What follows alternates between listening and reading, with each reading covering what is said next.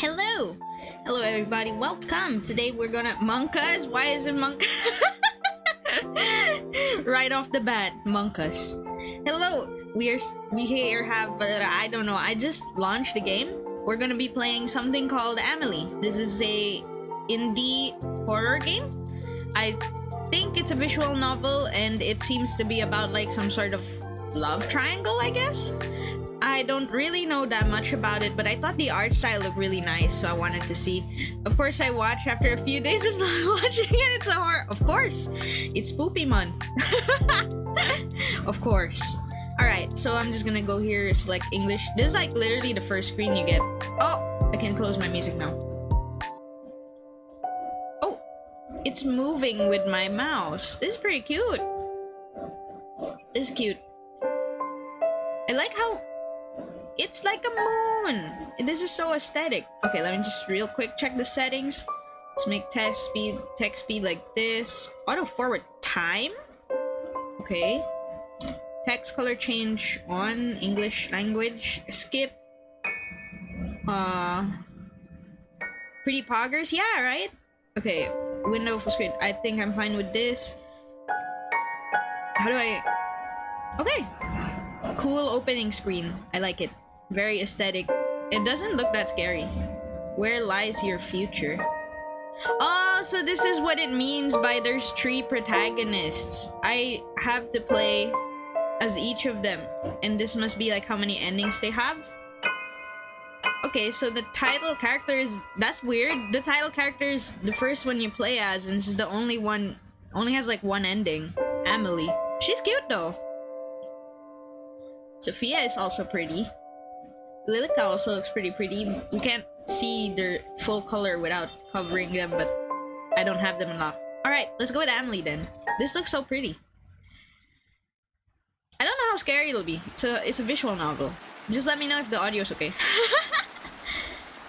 The rain never seems to cease at this time of the year. It pours from the sky in its unending grief as if longing for something unseen.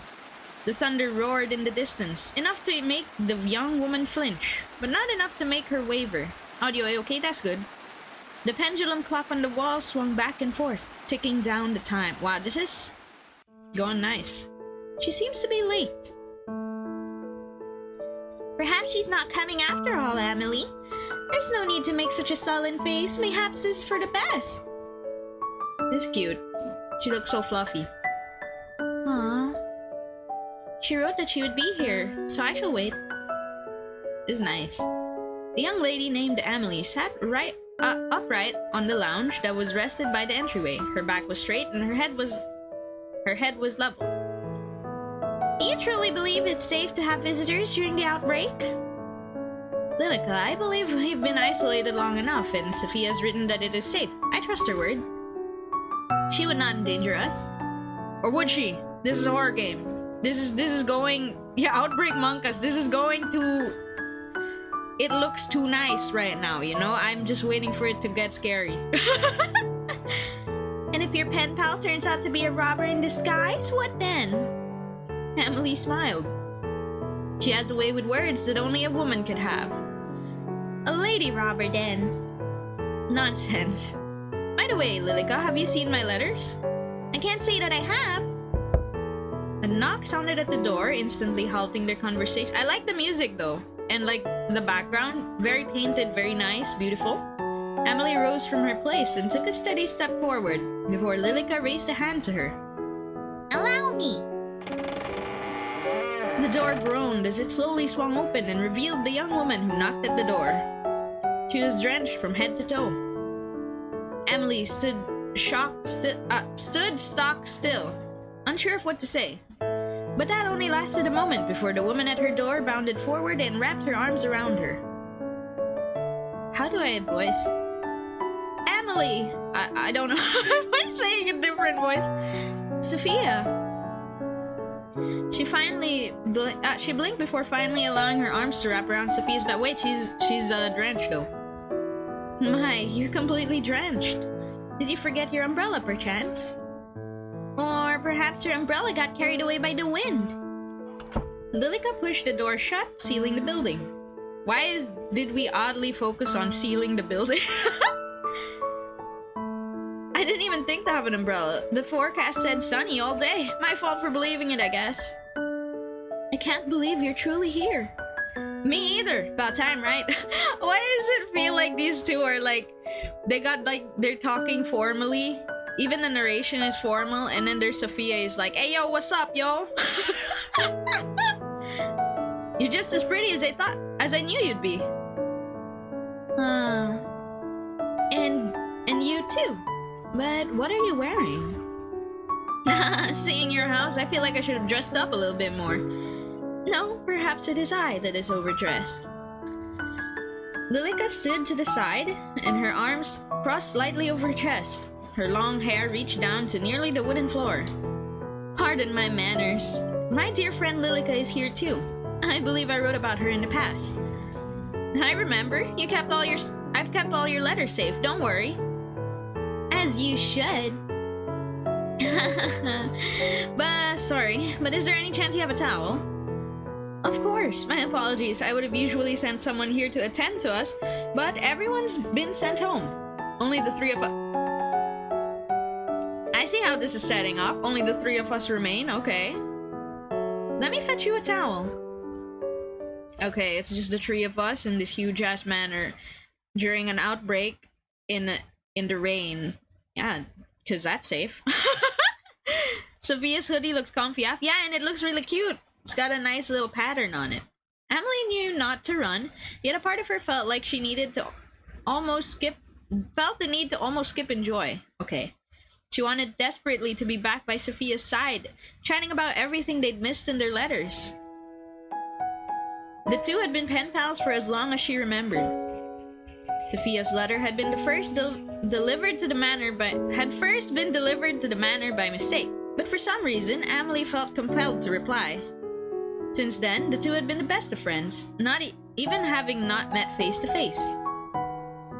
To finally meet now in the flesh had certainly been of great excitement to Amelie. Oh, so it's like when you meet your internet friend for the first time. Except this time it was like pen pals instead. Okay. She quickly retrieved the towel and made her way back to Sophia's side. Lilica stood at a distance away from her, looking vaguely unhappy. Sophia spun around and a look of surprise on her face when she saw Amelie. Sophia? Oh, Amelie. Please use this. No thanks, I'll bring an umbrella next time, I promise. Sophia lightly toweled her hair and clothing, drying off from the rain she got caught in. Then, if you're now dried off, would you care for a tour of the house before some afternoon tea? Sounds great. On your right is the pantry, down the hall is the boiler room, but you shouldn't have any need for those spaces. I'm sure we need it now that you mentioned it. The two walked side by side, with Lilica trailing slightly behind. These are all the guest bedrooms. I prepared one for you to use. If you find anything not to your standards, you can let myself or Lilica know. Emily, I feel like your standards are much higher than mine. I've never even been in a house that looks like this. No? Is your home not similar? Well, it's a lot smaller.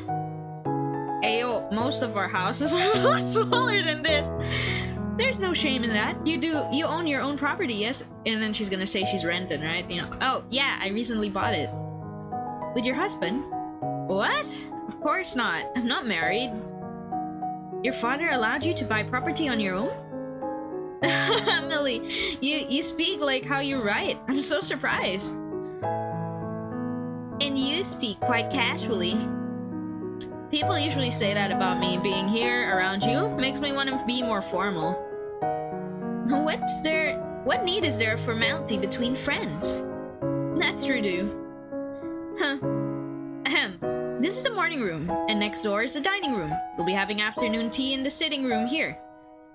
So many rooms. Upstairs is my bedroom and the master bedroom. I must ask that you don't enter the master bedroom, as it belongs to my parents, who are currently away. What is this? Is this gonna be like a yandere story? There's only 3 of us in this house, unless there's like some super normal shit. Supernatural. Hello, Oxide. Thank you for the headbat. Of course, I won't go poking around anyway. All this walking has made me parched. Shall we take afternoon tea now? Sure, sounds good. Why don't you have a seat while Lilica and I prepare our food? No, I can come help. Nonsense, you are my guest. It would be remiss of me to allow you to lift a finger. Well, if you insist, then I'm happy to help anytime. Thank you. I'll be back soon. Please rest. Amelie. Yes? It's nothing. Take your time. For real, I don't know what this game is about, and I don't know how this is gonna be a horror game. I literally just bought it because I thought it looked nice, and I liked the name. I thought the girls looked cute, yeah. Head pat, thank you. I'm gonna put that on right now before we continue. According to the Steam page, this game is just a short game. The developer says like 1 to 1.5 hours. I don't know if we're gonna take longer or not. They said it's like about 9,000 words. 20,000 words. My bad. Okay, Sophia slid through a doorway and disappeared. Amelie smiled gently, feeling giddy from the bottom of her stomach. Isn't this lovely, Lilica? To have a new face in the house? It feels like forever.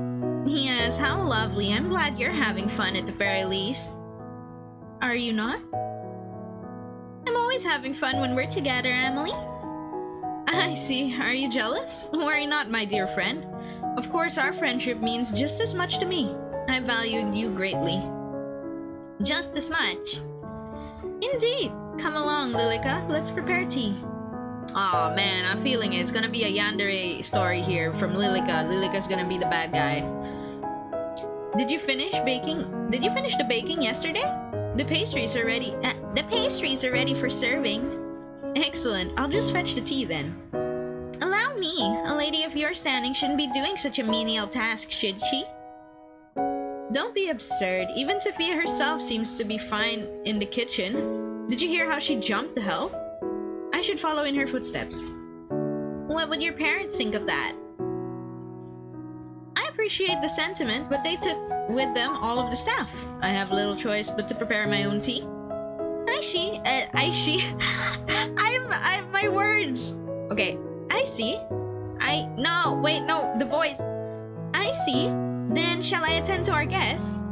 I wouldn't want her to become lonely. Would you? It'll only be a few moments. Of course. Anything for you, Amelie. This is getting more and more sus every time we leave them alone. It would be a good chance for you to become friends too. I'm sure it will be. I'm waiting for the yandere face. Yeah, Monka, yes.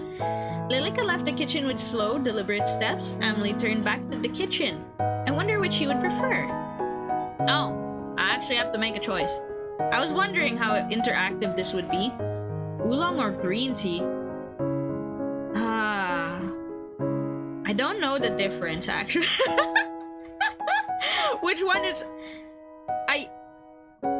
I'm gonna pick oolong just because that's what I'm thinking looking at Amelie's hair. Father imported this for Mother, but I'm sure she won't mind if I borrowed a little. There. No, wait, if it was for your mom, I should have pressed the green tea then. Give her the common shit. I think that's common, right?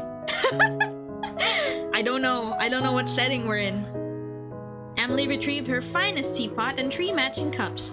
Pink flowers blossomed over the white surface. Something about it reminded her of Sophia.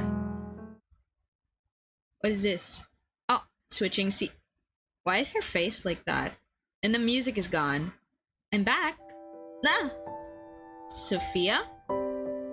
Oh, Amelie. Sorry, you scared me. Is everything alright? Yeah, I think I'm just being a bit tired.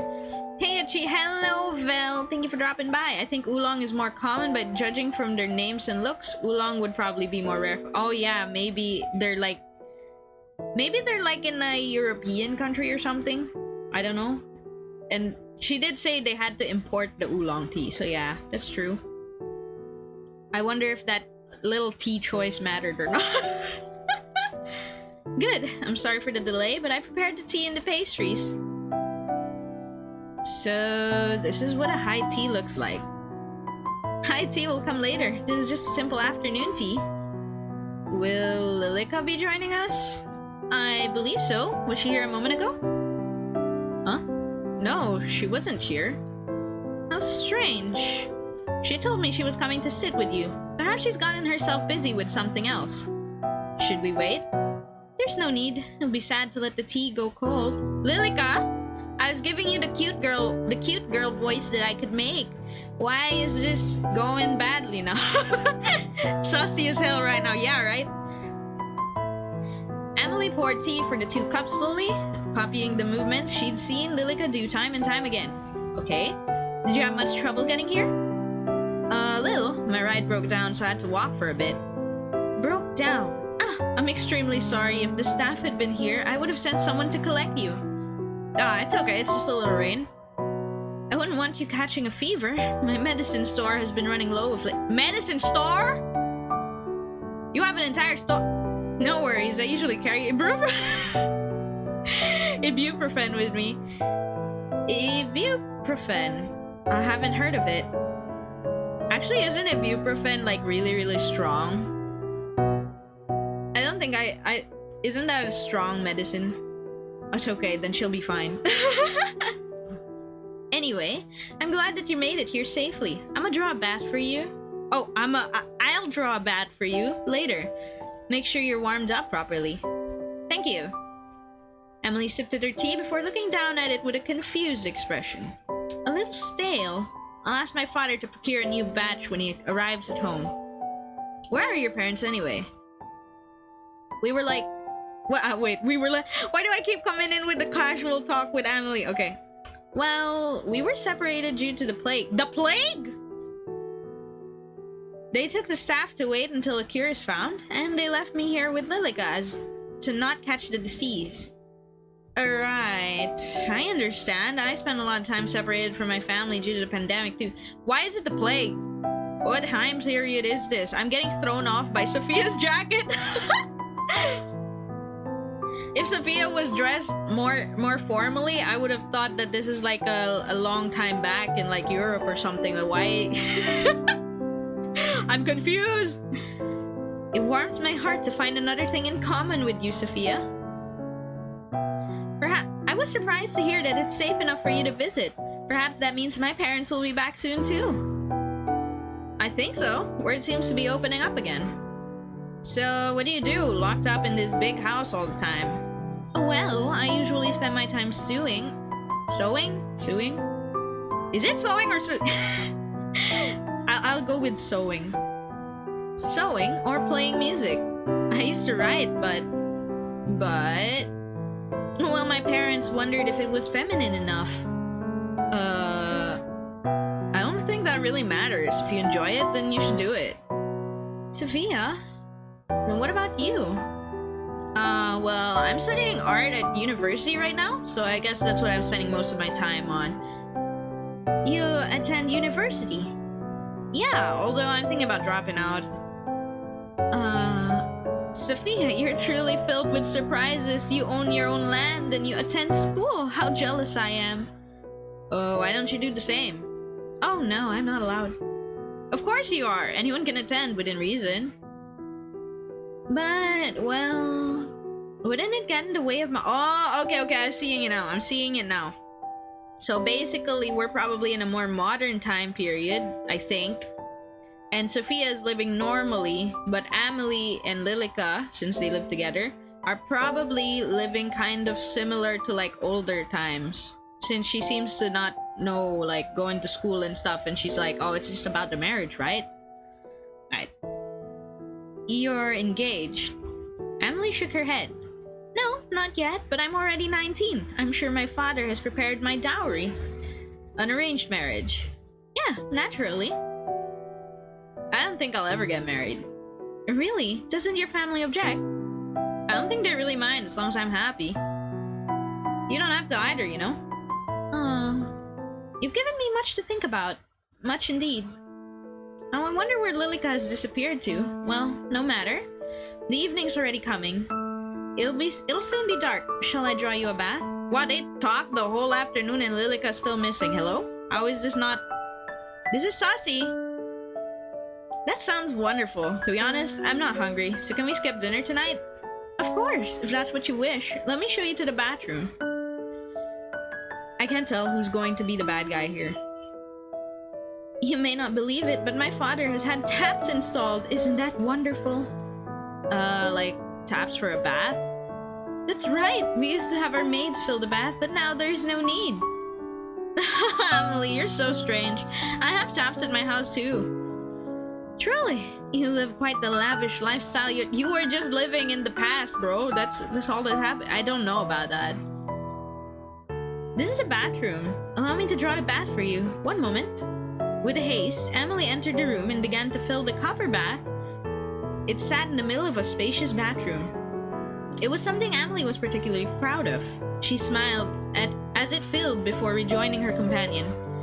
Feel free to go inside and make yourself comfortable. I will return with a towel in a moment. Thanks, Amelie. She disappeared inside the room, leaving Amelie alone in the hall.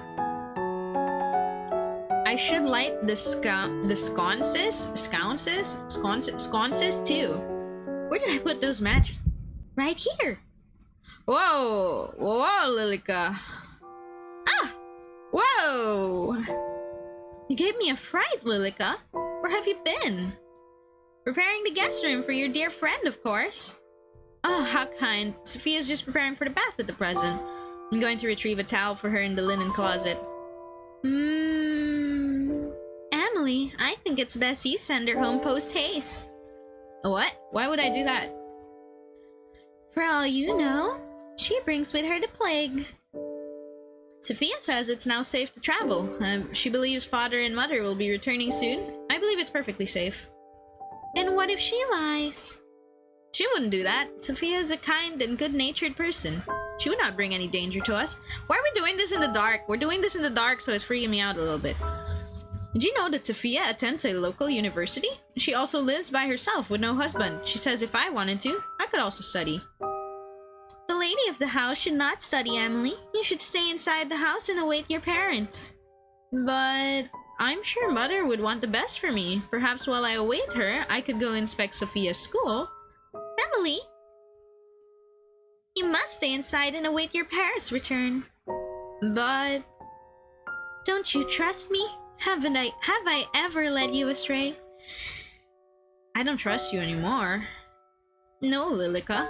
I was just thinking that perhaps it's truly beginning to become safe. Look, I have brought today's newspaper. Do you see the title? The plague runs rampant. Oh, shit, sorry, that was Lilica earlier. Put any notion of leaving or studying away for now, yes?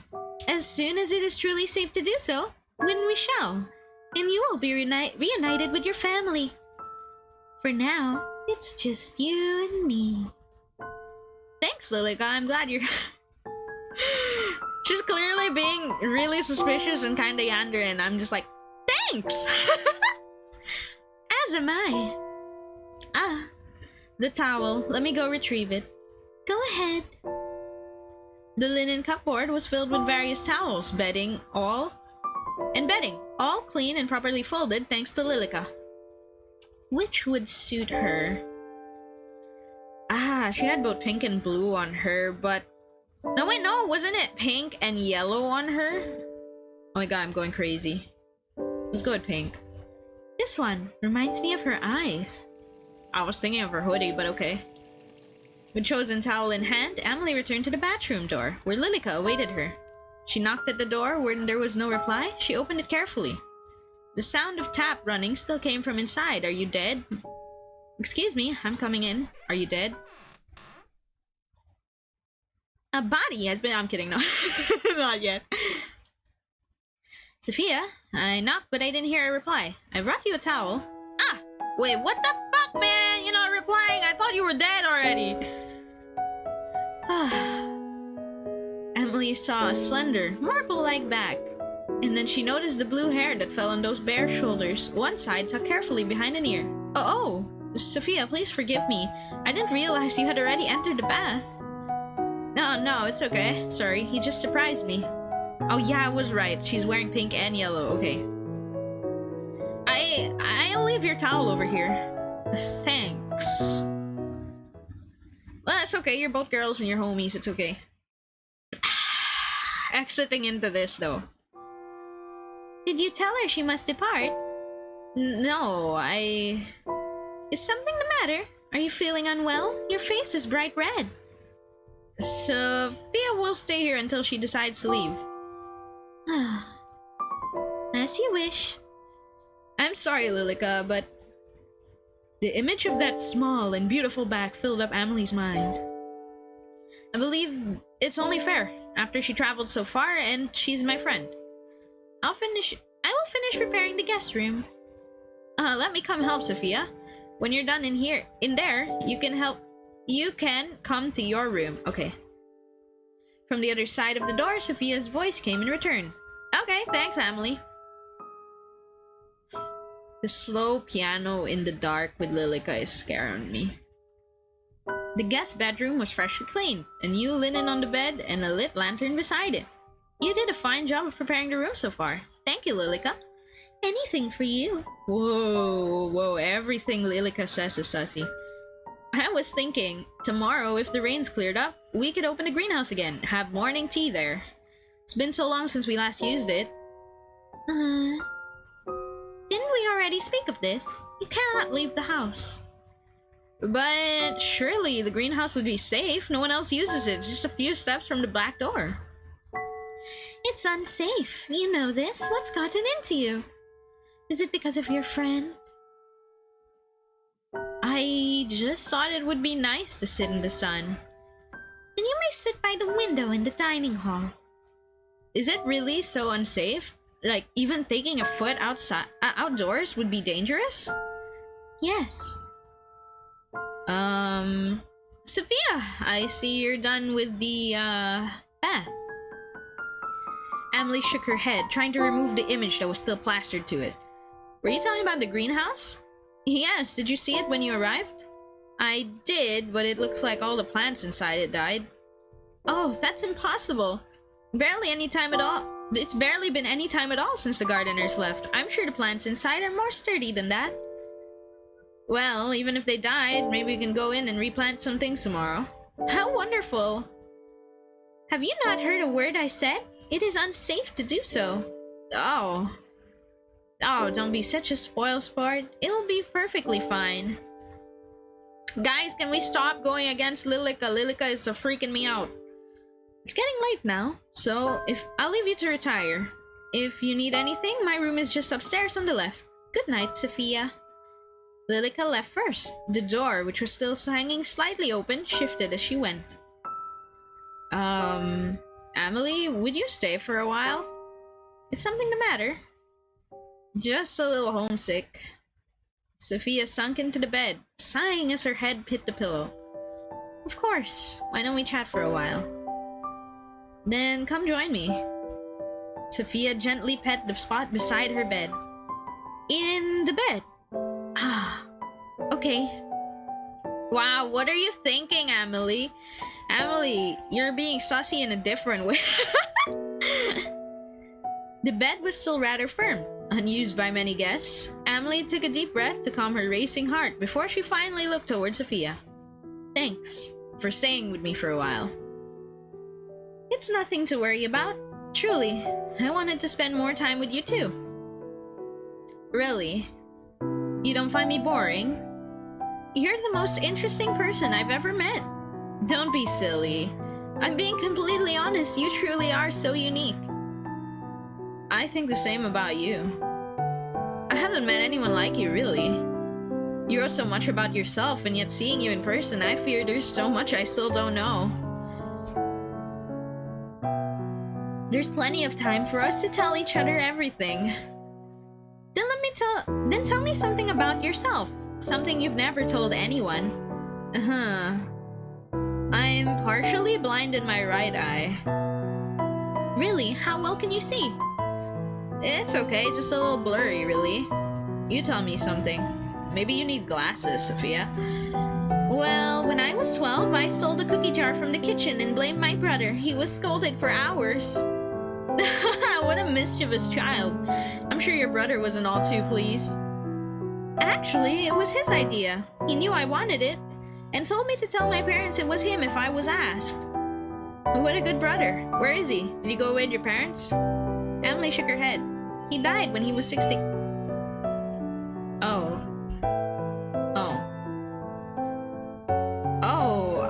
so sorry, Amelie. What happened? Scarlet fever, so my family was left with only me as an heir. And what worth is a female heir? You're worth plenty, more than plenty. Ah, sirens! Ruining the moment here. Thank you, Sophia, but some days I am unsure. It's your turn again. Truthfully, I said before that I didn't want to get married, but that's not exactly right. I do. Oh. I just don't want a husband. Then... I'm sorry, does this make you uncomfortable? No. I also thought that I don't want a husband. Whenever my father brought it up, I felt sick to my stomach. How about coming away with me for a while? Away? Outside of the house? What about the sickness? It's okay now. You'll be okay. You come stay at my house, I could show you around school. You don't have to go through an arranged marriage if you don't want to. You would do that for me. You're my dearest friend, and I actually... Oh, she's blushing. Uh-oh. This... Lilica? At some point, the two women had gotten close enough together that they could feel each other's breaths on their lips. They parted with reddened cheeks, Amelie quickly brushing off her skirt and standing up. I should be going to bed. Please rest well. We can talk more about it in the morning, right? Right. Good night, Amelie. I'll see you tomorrow. Uh-oh, sussy.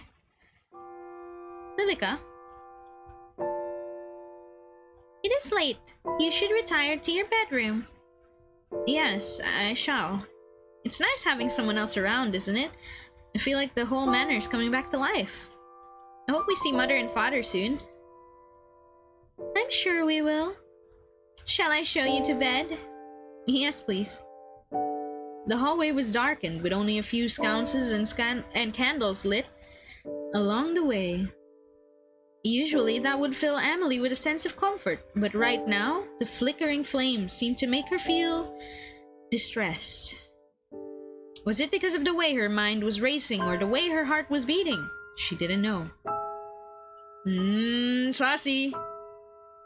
As she rose up the grand staircase, her eyes lingered on the large stained glass window.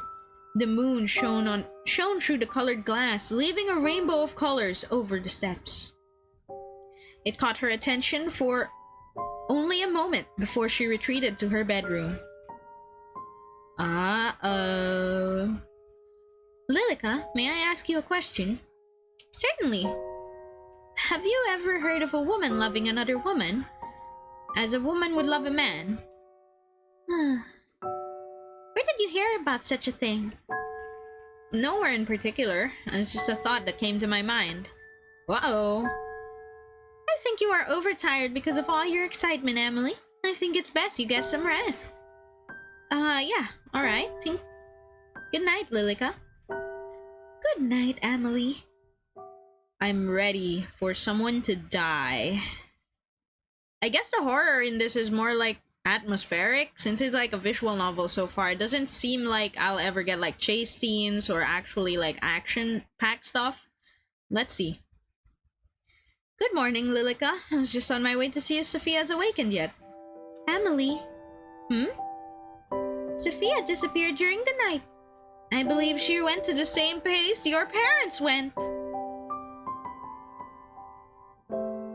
Did you murder Amelie's family and then you murdered Sophia in the night because you wanted to be alone with Amelie forever? Is this what's happening here? What? That can't be right.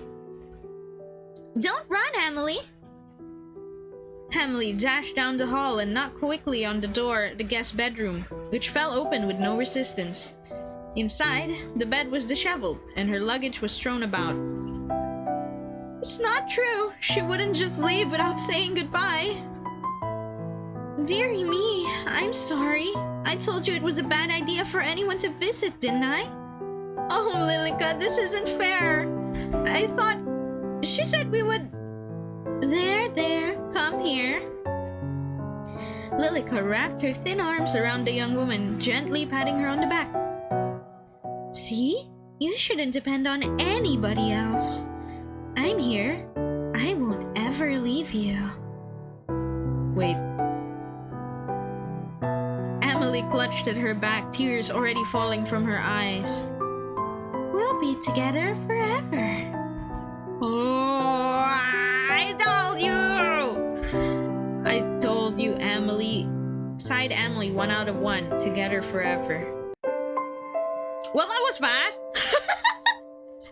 Well, they were right. This is a short game. Okay, we did that in like 30 minutes. So we've seen yours, Amelie. There's 2 endings for Sophia. Okay, Sophia's next. So Amelie's side didn't really tell us anything. So let's go for Sophia's side. Let's see how different this will be. What will we see, you know? Okay, let me just drink some water. The one thing about unvoiced visual novels is that I have to focus on reading the script a lot and trying to make different, like, discernible voices, usually. Or at least, like, reading it out loud for you guys. So I usually can't comment without stopping. Interesting, though. I'm really feeling like Lilica murdered everybody. That's probably what's happening here. But let's see. I think we'll probably see it in Sophia's side. The rain never seems to cease at this time of the year. It pours from the sky in its unending grief, as if longing for something unseen. The thunder roared in the distance, enough to make the young woman flinch, but not enough to make her waver. The taxi gently rocked on the road as the road turned to rubble and the rubble turned to an overgrown dirt track. Outside of the window, Sophia could barely see a few feet away through the raging storm. It made her feel uneasy. In her lap, a letter. She read the words again, despite knowing them off by heart. Dear Sophia, how glad I am to hear that you are well. I am healthy, although I may have a problem of the heart. It has gone quite lonely waiting here for my parents' return. I'm thankful to have Lilica residing with me, but I still await the day where my family will be reunited. But you say that it's safe enough for you to visit. Truly, I have never even dared dream of being able to see you in the flesh. If it is true, then I will await you at the address written on the back of this letter. Yours, Amelie. You sure you have the address right? We're in the middle of the road of nowhere. Sophia stared at the fragile, handwritten address that Amelie had left her, had trusted to her. Yes, this is the right way, I'm sure of it. Her heart wouldn't settle.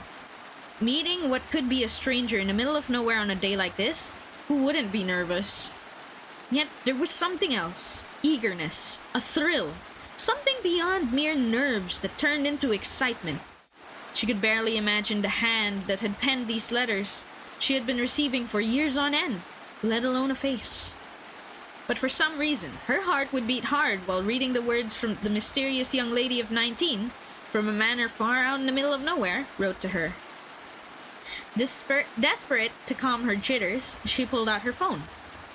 Looking to send her worried family one last message of assurance, only to find that it wouldn't switch on. I'm sure it was fully charged.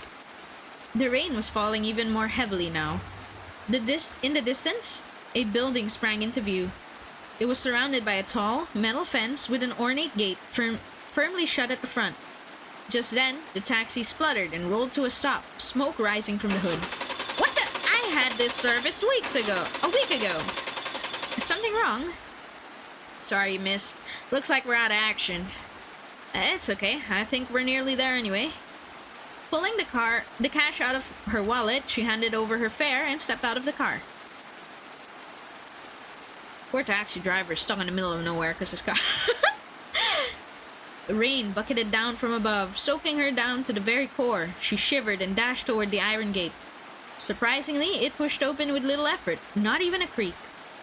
Sophia stopped in front of the large wooden door, finally free from the seemingly never-ending downpour. From afar, that door seemed inviting enough, but now it looked awfully large and imposing. Yet, she raised her fist and knocked anyway. Silence followed. Is this not the right place after all?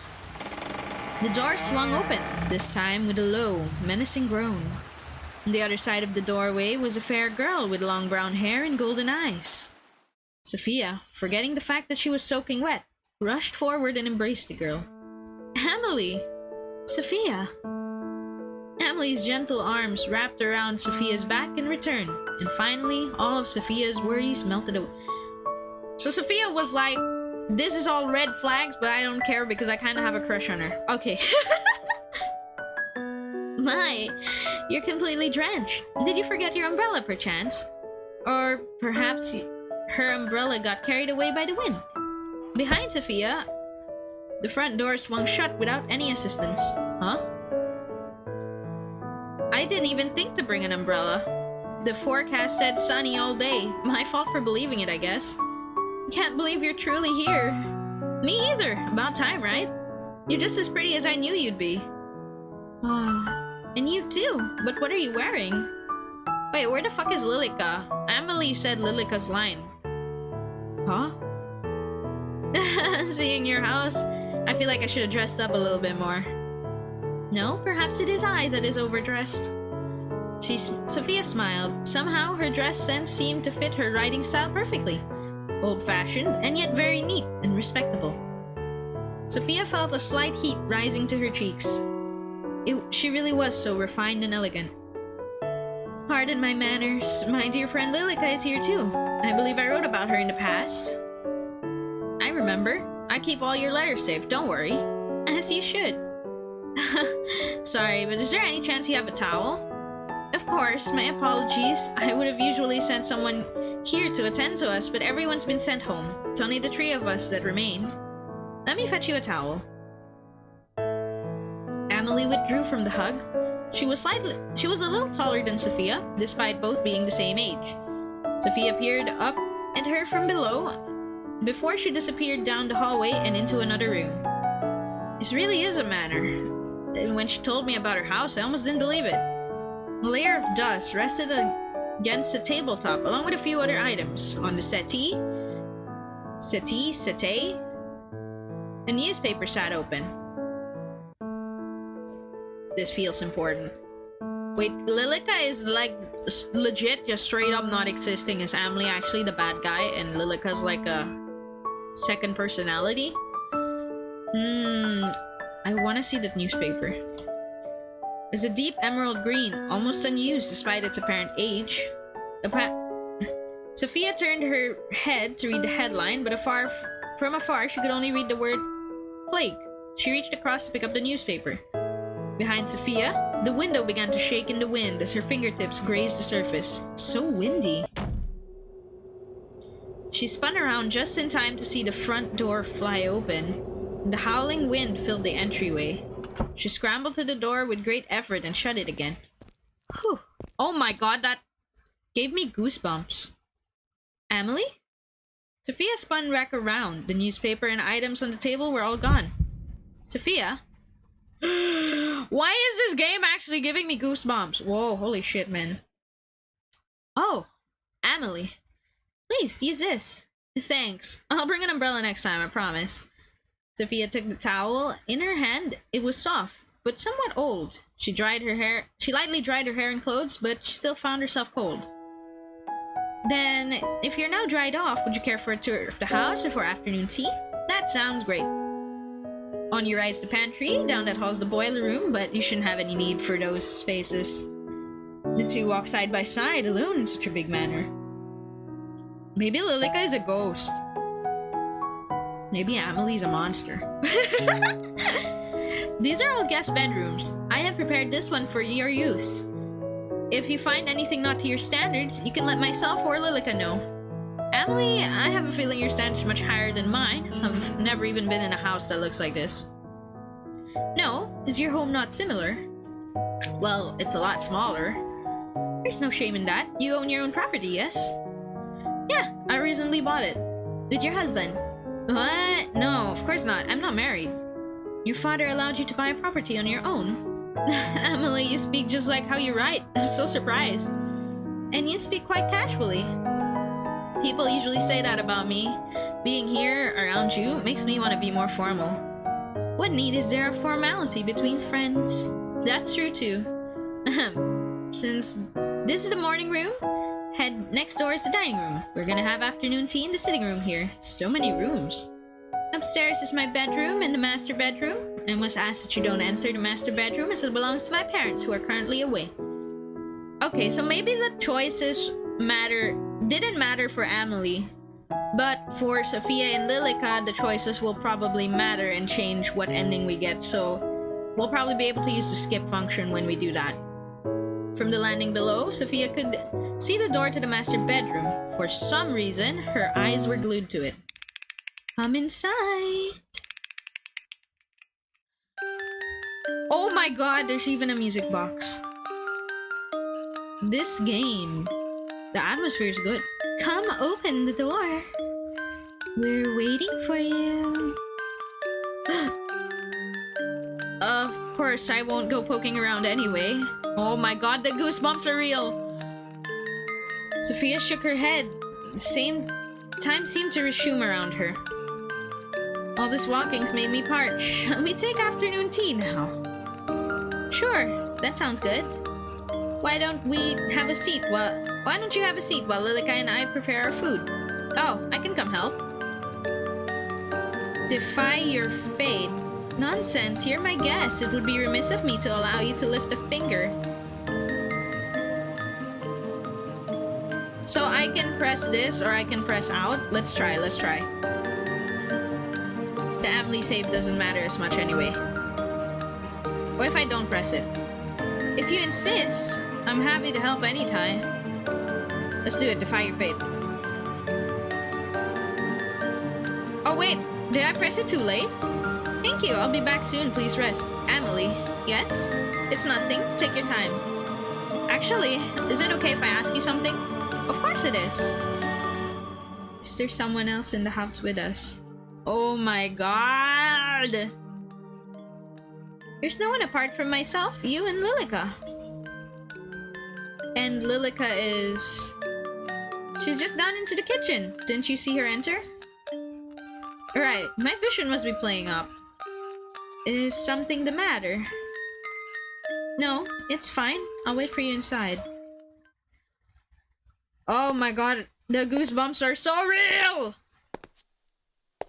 The goosebumps are so real, dude. Wait, give me a moment. I just gotta fix my phone a bit. Okay, there we go. Alright. The room was spacious, dead silent apart from Sophia's footsteps as she crossed the wooden floor. Holy fuck, yeah, I know, right? Each step was deliberate and slow as her eyes searched through the room. Nothing in particular stood out. Large windows showed a glimpse of the outside world through the thick curtains. The rain was still coming down hard, obscuring her view. The windows shook every now and then, but the wind had seemed to die down a little. Behind her, a chair at the dining table had been pulled out, as if it were waiting for her to sit down. Amelie, is that you? Amelie. Her hand rested against her chest, begging her heart to calm down. Or... Lilica. Whether a hollow laugh sounded through the room or not, she wasn't sure. She quietly sat down in a seat that was left for her. The table was already set, and once again she noticed a thin layer of dust on the surface. Through the silence, Sophia could hear it again. Footsteps. At this time, from directly above. The master bedroom. In front of her very eyes, Sophia watched a scene unfold. Why? A woman, not older than 40, removed her shoes and stepped onto the table, yet nothing was disturbed. She reached up and took a hold of the noose. The rope wrapped around her neck like the finest pearl necklace. Join me. The woman's eyes locked onto Sophia's. Her hand was outstretched, waiting to be taken. A rusty smell filled her nose, accented with the faint smell of perfume. Sophia shivered in response, her breath frosty on her lips. She reached for the hand slowly. I'm back! Sophia? I have to keep pressing Defy My Fate, don't I? Oh, Amelie. Sorry, you scared me. Is everything alright? Sophia stared at the spot the woman was only a moment ago. Both she and the noose had disappeared. Amelie, Something's the matter, isn't it? Did something happen within this room? Happen? What do you mean? What exactly do you mean? Did a woman with brown hair tied into a bun and a dark green dress ever live here? Well, it sounds to me you're describing my mother. Your mother? Yes, she's just as you described. But you couldn't have seen her here. She's still away. Right. Let me pour us some tea before it gets cold. Will Lilica be joining us? I believe so. Was she here a moment ago? No, she wasn't here. Okay, maybe the other ending for Sophia is if I don't press defy your fate ever. How strange. She told me she was coming to sit with you. Perhaps she's gotten herself busy with something else. Should we wait? There's no need. It'd be sad to let the tea go cold. Oh god, it's so saucy. Watched as the tea filled out 2 half-tree cups, and the third cup sat empty. For some reason, the very sight filled her with dread. She picked up the cup and brought it to her lips. It was oolong tea. The taste was bitter and musty. With her heart on the edge, she placed the cup back down on the saucer, smiling towards Amelie. Did you have much trouble getting here? A little. My ride broke down, so I had to walk for a bit. Broke down? I'm extremely sorry. If the staff had been here, I would have sent someone to collect you.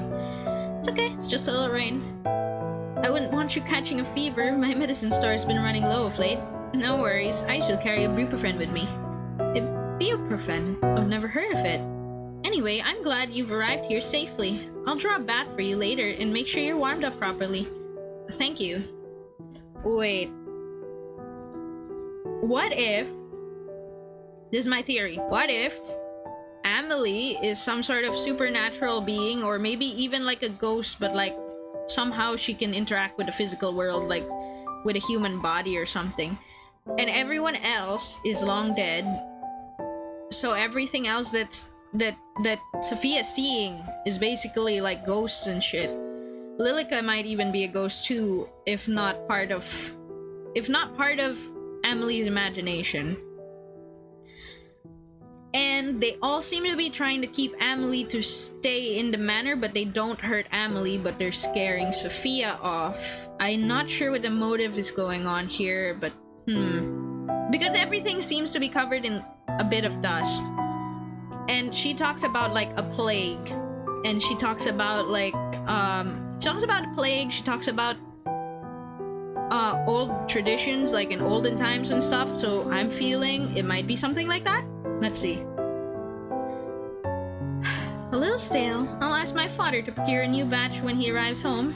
Where are your parents, by the way? They're separated due to the plague. They took most of the staff to wait until a cure is found, left me here with Lilica's, not to catch the disease. Right, I understand. And then if she might be talking about a different kind of plague, actually, not gonna lie, and then like Sophia is probably taking it like, oh, she's talking about the pandemic or something, but then they're talking about 2 separate things. That's probably what's happening. It warms my heart to find another thing in common with you, Sophia. I was surprised to hear that it's safe enough for you to visit. Perhaps that means my parents will be back soon too. I think so. World seems to be opening up again. So what do you do, locked up in this big house all the time? I usually spend my time sewing or playing music. I used to write, but my parents wondered if it was feminine enough. Yeah. Okay, yeah. Doesn't matter if you like it. When you're studying art and I can actually glaze over this because we already saw this dialogue. I'm gonna stop if it's something like we haven't seen yet. Alright. Why don't you do the same? Yeah. And she's not allowed because of their older traditions and like she's thinking about the arranged marriage. What's the motive if they're... Like, let's assume that they're ghost hunting Amelie. What's the motive? Like, did she do something bad to them? Was she cursed or something? The way that Sophia saw someone, like the mom with a noose here, seems to imply that they were probably driven mad or killed. You know, that's... It doesn't sound like it was the plague. Unless the plague's gonna happen to be like Radical 6. Oh my... Alright, so she's drawing the bath. I'm not hungry. Oh, no wonder she was like, I'm not hungry, because she's getting freaked out, man. Okay. And then she looked back one more time where the noose hung. Okay. You may not believe it, my father had taps installed. Okay, yeah, this is the convo where taps are supposed to be normal and Sophia doesn't... and Amelie doesn't know? Okay. Alone in the hallway, Sophia peered back up the grand staircase, past the large stained glass window, and the dark door shut tight. A moment later, Amelie popped back out of the bathroom. Feel free to go inside and make yourself comfortable. I will return with a towel in a moment. Thanks, Amelie. Oh god, we're gonna see something in the bath, aren't we? Water spewed from the rusted pipes into a steel-lined wooden bathtub. Everything else was silent. She took careful steps and peered toward the bath. It all seemed normal. With a sigh, she let her shoulders relax, yet in her mind, all she could see was the woman with her outstretched hand reaching towards her. She clutched her hand to her chest. It still shook. Sophia stumbled forward until her hands rested on either side of the washroom basin. Her fingers held on tight until her knuckles were bone white. It's okay, Sophia. You're just tired. Her eyes traveled up to the mirror. Oh, I'm getting goosebumps already. The mirrors are always... She stared at her reflection. She was still herself. It was all a figment of her imagination. That was when she saw it. In the mirror, standing behind her, was a young woman with long blonde hair that reached down to the floor in deep, blood-red eyes. She didn't speak or make any movement. It's Lilica. She just stared with her big dark eyes. Who? Sophia wanted to spin around and confront the girl, but her whole body was frozen stiff. The young woman finally started to move. One step at a time, maintaining eye contact through the mirror, she crept closer. Closer and closer until Sophia swore she could feel her breath at the back of her neck. Ah. Thank you, Vel. Thank you for dropping by. Have a nice stream. You're playing Visage. Good luck with that. Thank you, thank you. Have a nice lurk too. I'm going to put that head pad before we continue this confrontation because, boy, we need them head pads, yo. This is freaking... It's not the kind of horror I was expecting. Like, I was expecting... Sorry, wait, that's still huge. I was expecting something like, you know, with jump scares and shit, but this is atmospheric. And I gotta say, it's pretty good. Her mouth seemed to be moving, but no words escaped her lips. Who are you? She spun around, but no one was there. The water overflowed from the tub, spilling out into the floor. Sophia rushed toward to turn off the tap and noticed it. Oh god, oh god, oh god, oh god, oh god. The water that came from the tap was red. A dark, deep red. She hurriedly turned off the tap for what felt like forever, and finally it stopped. She stared at the dark liquid inside the tub. Without a thought, her hand dipped in and withdrew it. When she withdrew it, each finger was dyed red. Something about it captivated Sophia. She undressed one layer at a time, peeling away at the still damp clothing and stepping forward and into the bathtub. She sank down, down until everything under her shoulders was submerged in liquid. It felt heavier than water, much heavier. She stared directly ahead. Those blood-red eyes reflected in her mind. Why not just end it here? You're scared, aren't you? Just sink down. Accept your fate. Accept it.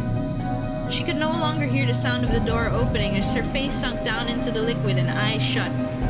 Sophia? I knocked on the door, but I didn't hear a reply. I brought you a towel.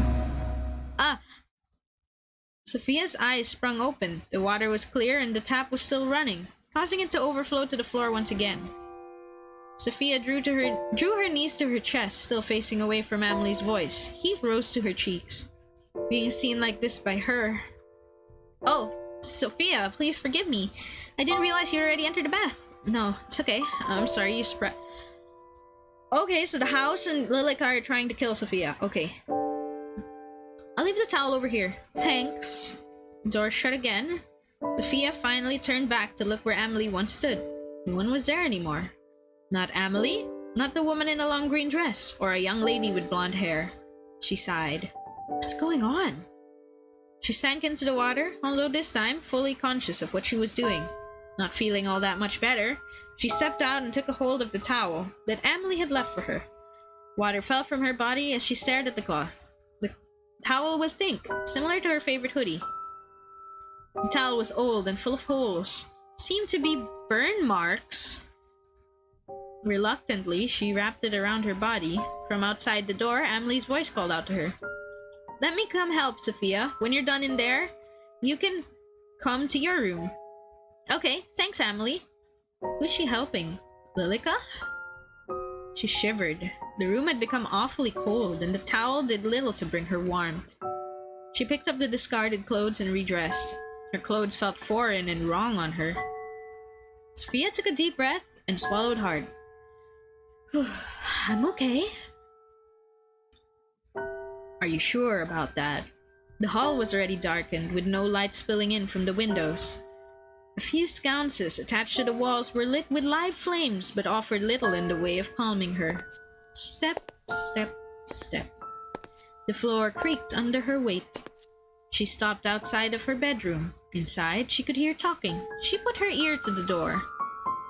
Didn't we already speak of this? You can't leave the house. But surely the greenhouse would be safe. No one else uses it. And it's only a few steps from the back door. It is unsafe. You know this. What's gotten into you? Is it because of your friend? I just thought it would be nice to at least sit in the sun. And you may sit by the window in the dining hall. It's all labeled as Amelie. Okay. It's all labeled as Amelie. Sophia opened the door and entered the room. Amelie stood by herself, making the bed. Sophia, I see you're done with the bath. Sophia looked away, thinking about what had happened in the bathroom. Were you talking about that greenhouse? Yes, did you see it when you arrived? Okay, the plants inside had died. It's barely been any time at all since the gardeners left. Okay, Amelie herself seems to not be aware of how much time's probably passed, and that people are probably dead. Well, even if they died, we can go and replant some things tomorrow. How wonderful! If you've not heard a word I said, it's unsafe to do so. Oh, don't be such a spoil sport. I think it'll be perfectly fine. Well, it's getting late now. I'll leave you to retire. If you need anything, my room is just upstairs on the left. Good night, Sophia. The door shifted before Amelie could even reach to touch it. Sophia's eyes locked in on the movement. Amelie, would you stay for a while? Something the matter? Just a little homesick. Oh, so that's what prompted this. Okay, that makes sense. Okay, then they're chatting. Come join me. They're on the bed.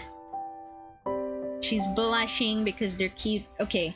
Sophia looked towards Amelie in the low light. Right now, she seemed hauntingly beautiful, as if she was nothing more than a ghost. What if she is, though? Thanks for staying with me for a while.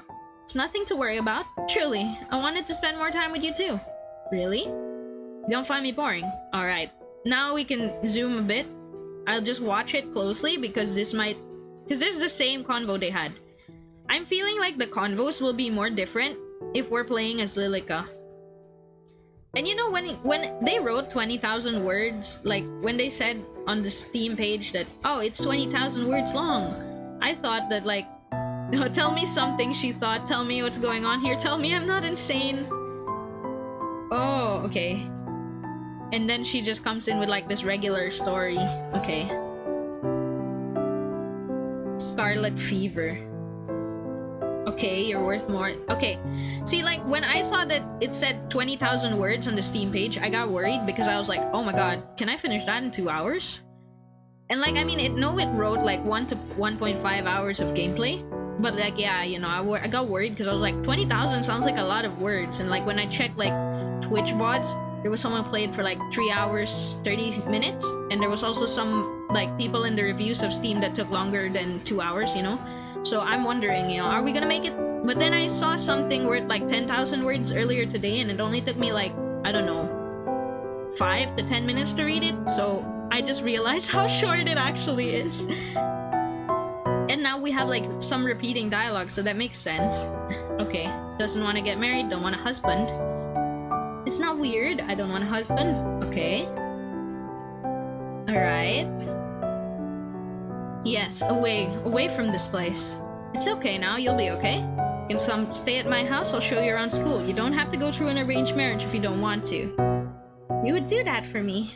You're my dearest friend, and I actually... Lilica? At some point, the two women had gotten close enough. Okay, they parted with reddened cheeks. I should be going to bed. Please rest well. We can talk more about it in the morning, right? Alright. Good night, Amelie. I'll see you tomorrow. But Amelie, wait a moment. Yes? What does Lilica look like? What a funny question. You've seen her plenty of times already. With my eye, I sometimes struggle a little. Ah, right. My apologies. She has long blonde hair, done up like this. Amelie pretended to put her hair into two low ponytails. What color are her eyes? Red, and she wears a dress of white and black, with a red ribbon, same color as her eyes. Thank you, Amelie. Good night. See you in the morning. Oh, God. Amelie left the room. Sophia's eyes studied the space. Accept or defy. Of course we're gonna press defy. We've been defying this whole time. Are you here, Lilica? Silence followed. If I stay here, will I live to see tomorrow? More silence. She gulped. The flame by the side of her bed flickered wildly. Sophia laid back, shutting her eyes, but she felt as if someone was watching her, waiting, and biding their time. Cold tendrils wrapped around her throat like a snake, cool like ice, getting tighter and tighter. She couldn't breathe. She couldn't move. She opened her eyes, but no one was there. Sophia wasted no more time. She jumped to her feet and quickly shoved them back into her shoes and headed for the door. It opened without any resistance. Outside the room, the hallway was dark, lit by only a handful of candles and sconces. Sophia swallowed and then stepped out. Did she leave? Oh, not yet. The house was silent. Sophia took careful steps, but the floorboards still squeaked loudly beneath her. During the day, she hadn't even noticed it, but now wrapped in darkness, it seemed as if those small sounds would wake whatever was sleeping inside this house. Amelie? Lilica? She whispered, but no response. Upon being met with only more silence, her footsteps sped up. Far in the distance, she heard something shift. A slight sound one would normally not notice. But for Sophia, it was enough to make her heart race. She sped to the end of the hall and stood at the bottom of the grand staircase. Above her, eyes honed in on two doors in particular, the master bedroom and the door to Amelie's bedroom. Amelie. The choice was obvious. Sophia raced up the stairs and stood in front of the door to her pen pal's room. But as she went to knock, the door fell open. Amelie, are you in there? She received no reply. Oh God. Oh my God, I'm afraid. Sophia's head spun around. From somewhere deep in the dark, a gentle tune was being played skillfully. Her arms dropped to her side. The sound consumed her. Sophia drifted back out of Amelie's bedroom, chasing that dreamy song. Step, step, step. Through the darkness, all that mattered was that sound. She came to the end of the hallway. A single door stood in her way. A bookcase was pushed to the side. Without a single thought, she pulled it open. Oh God, I'm not ready. Okay. In the center of the room, surrounded by candles, Amelie sat, her skirt fanned out around her. Spread out over the floor were piles of letters. Upon closer inspection, each were filled with the words that had been crossed out and signed with "Yours, Marian." Amelie. Amelie, are you awake? Her eyes were shut tight, yet her hands moved enough to play this choreful tune. Listen to me, Amelie. Lilica I'm not... What? You're going to leave her, aren't you? Sophia heard the door shut behind her. She backed up quickly and tried the handle, but it was stuck. Amelie's eyes finally opened. In place of her golden eyes was a glare of deep red. Amelie, please snap out of it. Please. You want to take her away? And this is Lilica, okay. Amelie, please. One by one, candles blew out, and the two were plunged into darkness. Amelie's body slumped forward and crashed to the ground. It's nice to meet you, Sophia. I'm sure we're going to have a fun time living together. Since you'll be staying with us after all, right? Oh god, what the fuck, man? Sighed Sophia, 2 out of 2 stay with us. I still can't do Lilica, I have to do Sophia. Okay. Let's go speedrun Sophia's with the skip. Yeah, there we go. This time, we're just gonna keep accepting our fate. I think that's the key. Last time we looked at the newspaper, might as well check out the tabletop this time. So, it was carved with an intricate pattern, rounded over the edge of the surface. Right. Her hand reached across to pick up a book that laid face down. Behind Sophia, began to shake. Okay, it's so windy. Oh, these are things we've already seen. I'm not gonna define my fate, it's fine. I'll just accept it. It's nothing. Take your time. Take your time. Take your time. It's nothing. Everything is fine. Yeah, I think I'm just a little tired. Okay. Prepare the pastry, so this is what high tea looks like. Alright, will Lilica be joining us? Oh my god. I appreciate that they labeled this though. Look, it's labeled like with the like oh my god, my brain's not working. It's labeled with like a kind of yellowish color instead of white when it's something we've already seen. So here, I didn't accept your fate. For some reason, Sophia couldn't sit still. She tried to lay down to rest, but turned this way and that, uneasy. I'll get some water. Ooh, this is giving me more goosebumps than the other one. The hallway was dark, with most of the sconces having been blown out already. Sophia stepped carefully through the space, conscious of the sound her footsteps created. The kitchen was by the stairwell. Hand-painted portraits were lined up on rows on either side of the hall. She stared up at the grand staircase. Each step was inviting, enticing her to make the ascent. Her large eyes stared once again at the imposing stained glass window, and then to the doors that awaited upstairs. Oh god. Her hand rested against the kitchen door, her fingers dancing over the handle. It stayed there, as her mind debated with itself, waiting. Come here. Come visit us. Her hand dropped to the side and as she ascended, past the glass window, and to the next floor. 2 doors awaited her. A chill ran through the air as a scene played out before her. 2 women dragged the man's body up the staircase, leaving a trail of blood on the otherwise pristine carpet. They pushed open one of the doors, and the man's head hit the final step, but he made no move to stop them, nor cried out in pain. He was already long dead. The figures disappeared into the room. When Sophia blinked, the door was shut again. She trembled. The master bedroom. From behind that door, a voice called out to her, but the words were much too faint to make out. Her hand rested against the handle. Sophia couldn't stop it from shaking. With a careful motion, she pushed the door. Oh god. A musty smell came from further inside the dark room. Sophia, peering into the darkness, quickly took a hold of one of the lit candles near the room and stepped inside. A portrait sat above a large canopied bed. The curtains were pulled back, hiding whatever was inside. In the portrait, Amelie sat beside a woman with a green dress, brown hair done up in a bun. Standing behind them was a man with an imposing brow and a large beard. A family of mice from under the bed and ran from under the bed and out of the room. Sophia jumped to the side, narrowly avoiding them. Step, step, step. Each step brought her closer to that bed. Each step made her chest feel heavier, tighter. Before she stood before the bed. and reached a trembling hand to the curtains that hid whatever lay inside. A wind blew from somewhere unseen, and her candle extinguished. Behind her, the door shut, and the room plunged into near complete darkness. Amelie? Is that you? I'm sorry I came in here after you asked me not to. I'll just go down now. I'll just go now, right? Her body fell forward before she had a moment to react. She tumbled through the curtains and landed on something hard that rested on the bed.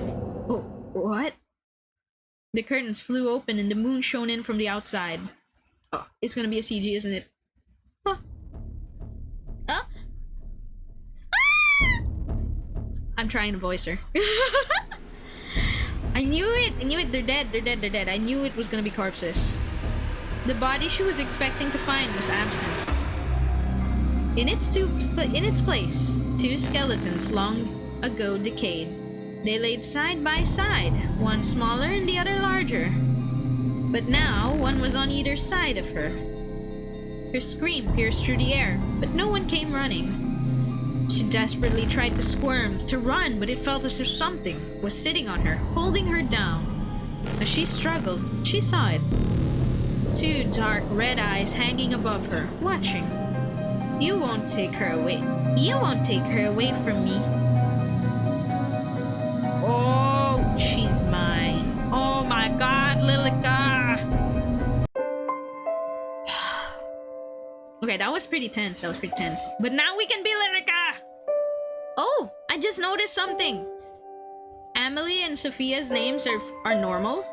But when you go on Lilica, hers is vibrating. And they're spaced out. Lilica. Okay, let's see it. Let's fucking see it. You're probably the villain anyway. Let me just drink some water. Making good progress, though. Rain never seems to cease this time of the year. Ah, yes. This is the same, like, kind of opening that we had. Oh, a woman sat beside a man with an imposing brow and a large beard. The man wheezed and coughed, but kept a hold of the newspaper in his hands. The front page read the following. Great Plague of London, 7,000 deceased. The man frowned at the words. How utterly preposterous. What on earth are the physicians doing? The lady next to him coughed into her handkerchief, and when she pulled it away from her mouth, it was stained red with blood. I'm sure they're trying my best, my dear. Their best is going to kill everyone. Forget this rubbish. Amelie is still well and finally of age to marry. We will arrange for a suitor before she becomes sick. If we send her out there, then she'll certainly grow sick. She should stay here, locked in her room until it is safe to leave. No man will want a woman who's only spent her good years locked in her bedroom. But she will be safe. The lady held her cheek, which quickly reddened after the impact. The lord glared at her behind his bushy eyebrows. You would do well to remember who she belongs to, who you belong to. So this is in the past when her parents were still alive. Man, that's rough. Okay, the lady blinked, trying desperately to stop her eyes from welling up. Oh wait, Lilica? Please come here. I was gonna go like, Lilica. I had to stop midway. Her voice carried through the otherwise empty home. Time seemed to pause for a few moments before a woman with blonde hair, cascading behind her, entered the room. She wore the dress of a maidservant, and a neutral expression that wavered just so after seeing the mark left by the lord's hand. She stepped forward, crossing the tiled floor with slow steps that seemed to match the pace of the thunder that roared outside. The lady nodded to the maid. The maid nodded back to the lady. The moon reflected from the metal object in the maid's hand as she swung it down on the lord's throat. He let out a gargled scream. Blood spluttered from his mouth and he tried to speak, tried to yell, but it was too late. He fell forward onto the floor. The tiles darkened into a crimson red. He squirmed and crawled, searching for something that no one would ever know. Before he fell still only a few minutes later. The lady stared at the scene. Her heart raced and a laugh escaped her lips. Finally! Finally! You'll never hurt Amelie. I hope you rot in hell. Whoa! So Lilica murdered the dad because the mom ordered her to. Okay, this is something. The mom's pretty yandere already. The maid wiped the knife against a small white hand towel. The stains would never be fully removed. My lady, I will deal with the body. Oh wait, this is Lilica, right? So I should be using the other voice. Okay. I will help you. He's too much for you to carry alone. But my lady, you are sick. And I will get no better sitting here. The two of them grabbed an arm each and dragged him towards the stairwell, leaving a trail of blood in their wake. Oh, so this is what Sophia saw. Okay. No other words passed from their lips as they executed their task. They reached the end of the hall and began the ascent to the first floor. The Lord's head hit against every step with a soft thunk. Thunk, thunk, thunk. The house was silent in all other regards. The two doors sat next to each other. Both were shut tight. As the two women reached the top of the stairwell, the maid pushed open the door to the master bedroom and entered. The room was spacious and clean, with fresh bedding left by the maid just the same morning. On the wall above the bed, a newly painted family picture. The two struggled and finally lifted the man onto the bed, his face stuck in a terrified expression, and his clothes were ruined. You will protect Amelie, right? I'll do anything you desire. Then let us begin. Lightning struck somewhere in the distance, lighting up the otherwise darkened room and showing many things that should have been left unseen. The maid removed her shoes and crawled into the sheets beside the corpse, while the lady dipped her fingers into the Lord's wound and drew a line of blood around the bed. She spoke softly to no one in particular, chanting words that should never be chanted.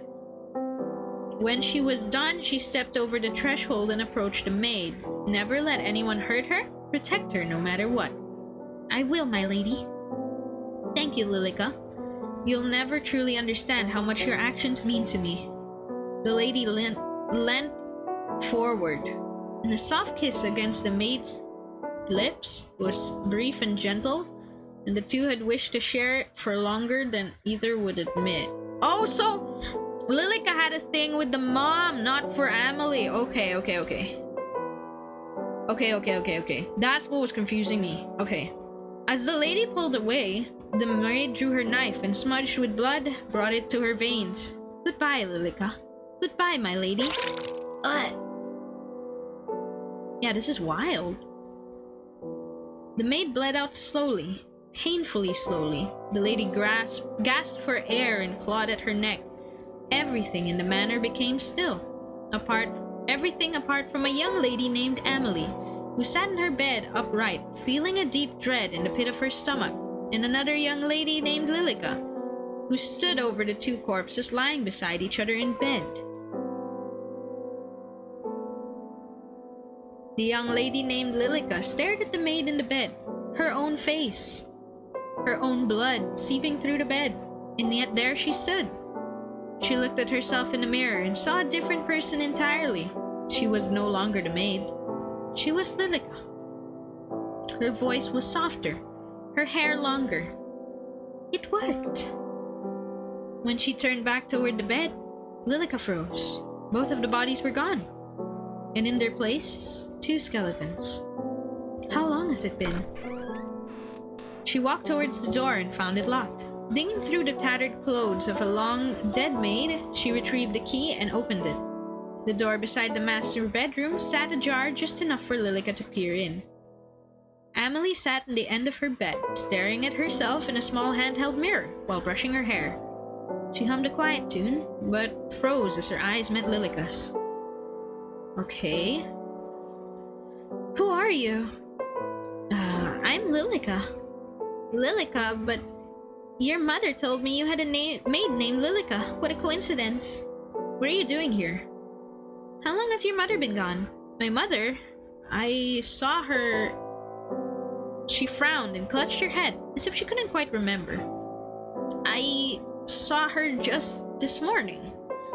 I see. Your parents have left to be cured of the plague. They've asked me to stay here with you until they can return. Truly, really? A cure truly exists? Yeah, this is wild. That's right. Until then, how about we be friends? Emily's face lit up, and their eternal friendship began. Oh god, literally eternal. Oh my god, they're both immortal then. So they did some some black magic stuff, I guess. Like black magic to turn Lilica into whatever the hell she is now. Which also allows Amelie to be, you know, immortal, I guess. But she can't seem to realize the passing of time. How many years has passed since that day? Neither could tell. Time seemed to stand still within that manor, out in the field of the middle of nowhere. It's the same way Lilica wished it to stay. But Sophia showed up. Lilica, oh shit, sorry, that's Lilica's voice. Lilica, a letter has arrived. What? Her blood ran cold as Amelie stared at the envelope in her hands. When was the last time we had a letter? How exciting! Perhaps it's Mother writing that she will return soon? Perhaps so. Oh? It seems to be addressed to someone else entirely. Perhaps it was brought here by mistake. Then we should send it back. Give it to me. I will have it returned. A peek wouldn't hurt, wouldn't you think? Oh dear. Lilica watched as the first crack formed in her fragile world. I'll dispose of it immediately. Give it to me. But it was too late. The letter inside had already been loose, and Amelie's eyes had already taken in some of the words left for someone else. Sophia. Lilica, I think I will write back. I will let her know that I received the letter by mistake. That isn't needed. Please? Just one letter. Thank you, Lilica. Oh gosh. How many letters had arrived at their door since then? How many times had Amelie spoken excitedly about Sophia to her? Sophia. Sophia, Sophia, Sophia. It's always Sophia. Sophia is the crack in this fragile reality. Sophia. I have to get rid of Sophia. Lilica? Lilica's eyes opened with a jolt. I'm sorry, I'm sorry. I'm a little tired. What did you say? Sophia says she's coming to visit. Oh, my screen is... Another crack formed from the last. A sprawled across reality, threatening to shatter at any moment. Amelie, I don't think that's a good idea. The plague... She says it's safe enough to travel now in her letter. Perhaps Mother and Father will return soon too. Lilica forced a smile. But we don't need anyone else here. We have each other. Of course, you're my dear friend, Lilica, but Sophia and I have been writing to each other for... She shook her head, as if chasing off the beginnings of a headache. For a long time, anyway. I'm excited to finally meet her. Won't you be excited with me too? We can all be friends. Right. Friends. I'm sure we'll all be the best of friends. Oh god, poor Sophia is caught in the middle of this black magic shit. For an amount of time neither Lilica nor Amelie could truly comprehend, the house was suddenly buzzing with life. Amelie's footsteps were light, her days filled with excitement as she awaited the arrival of Sophia. And finally, to Lilica's dismay, the day came. Oh dear. The pendulum on the clock on the wall swung back and forth, ticking down the time. Lilica stared at it, wishing it would slow down even further. 10 minutes, then 20, then an hour passed as the two stood by the door, waiting for a knock. She seems to be late. Perhaps she is not coming after all, Amelie. There's no need to make such a sullen face. Perhaps this is for the best. She wrote that she would be here, so I shall wait. With her face hidden from Amelie, Lilica scowled. Do you truly believe it's safe to have visitors during the outbreak?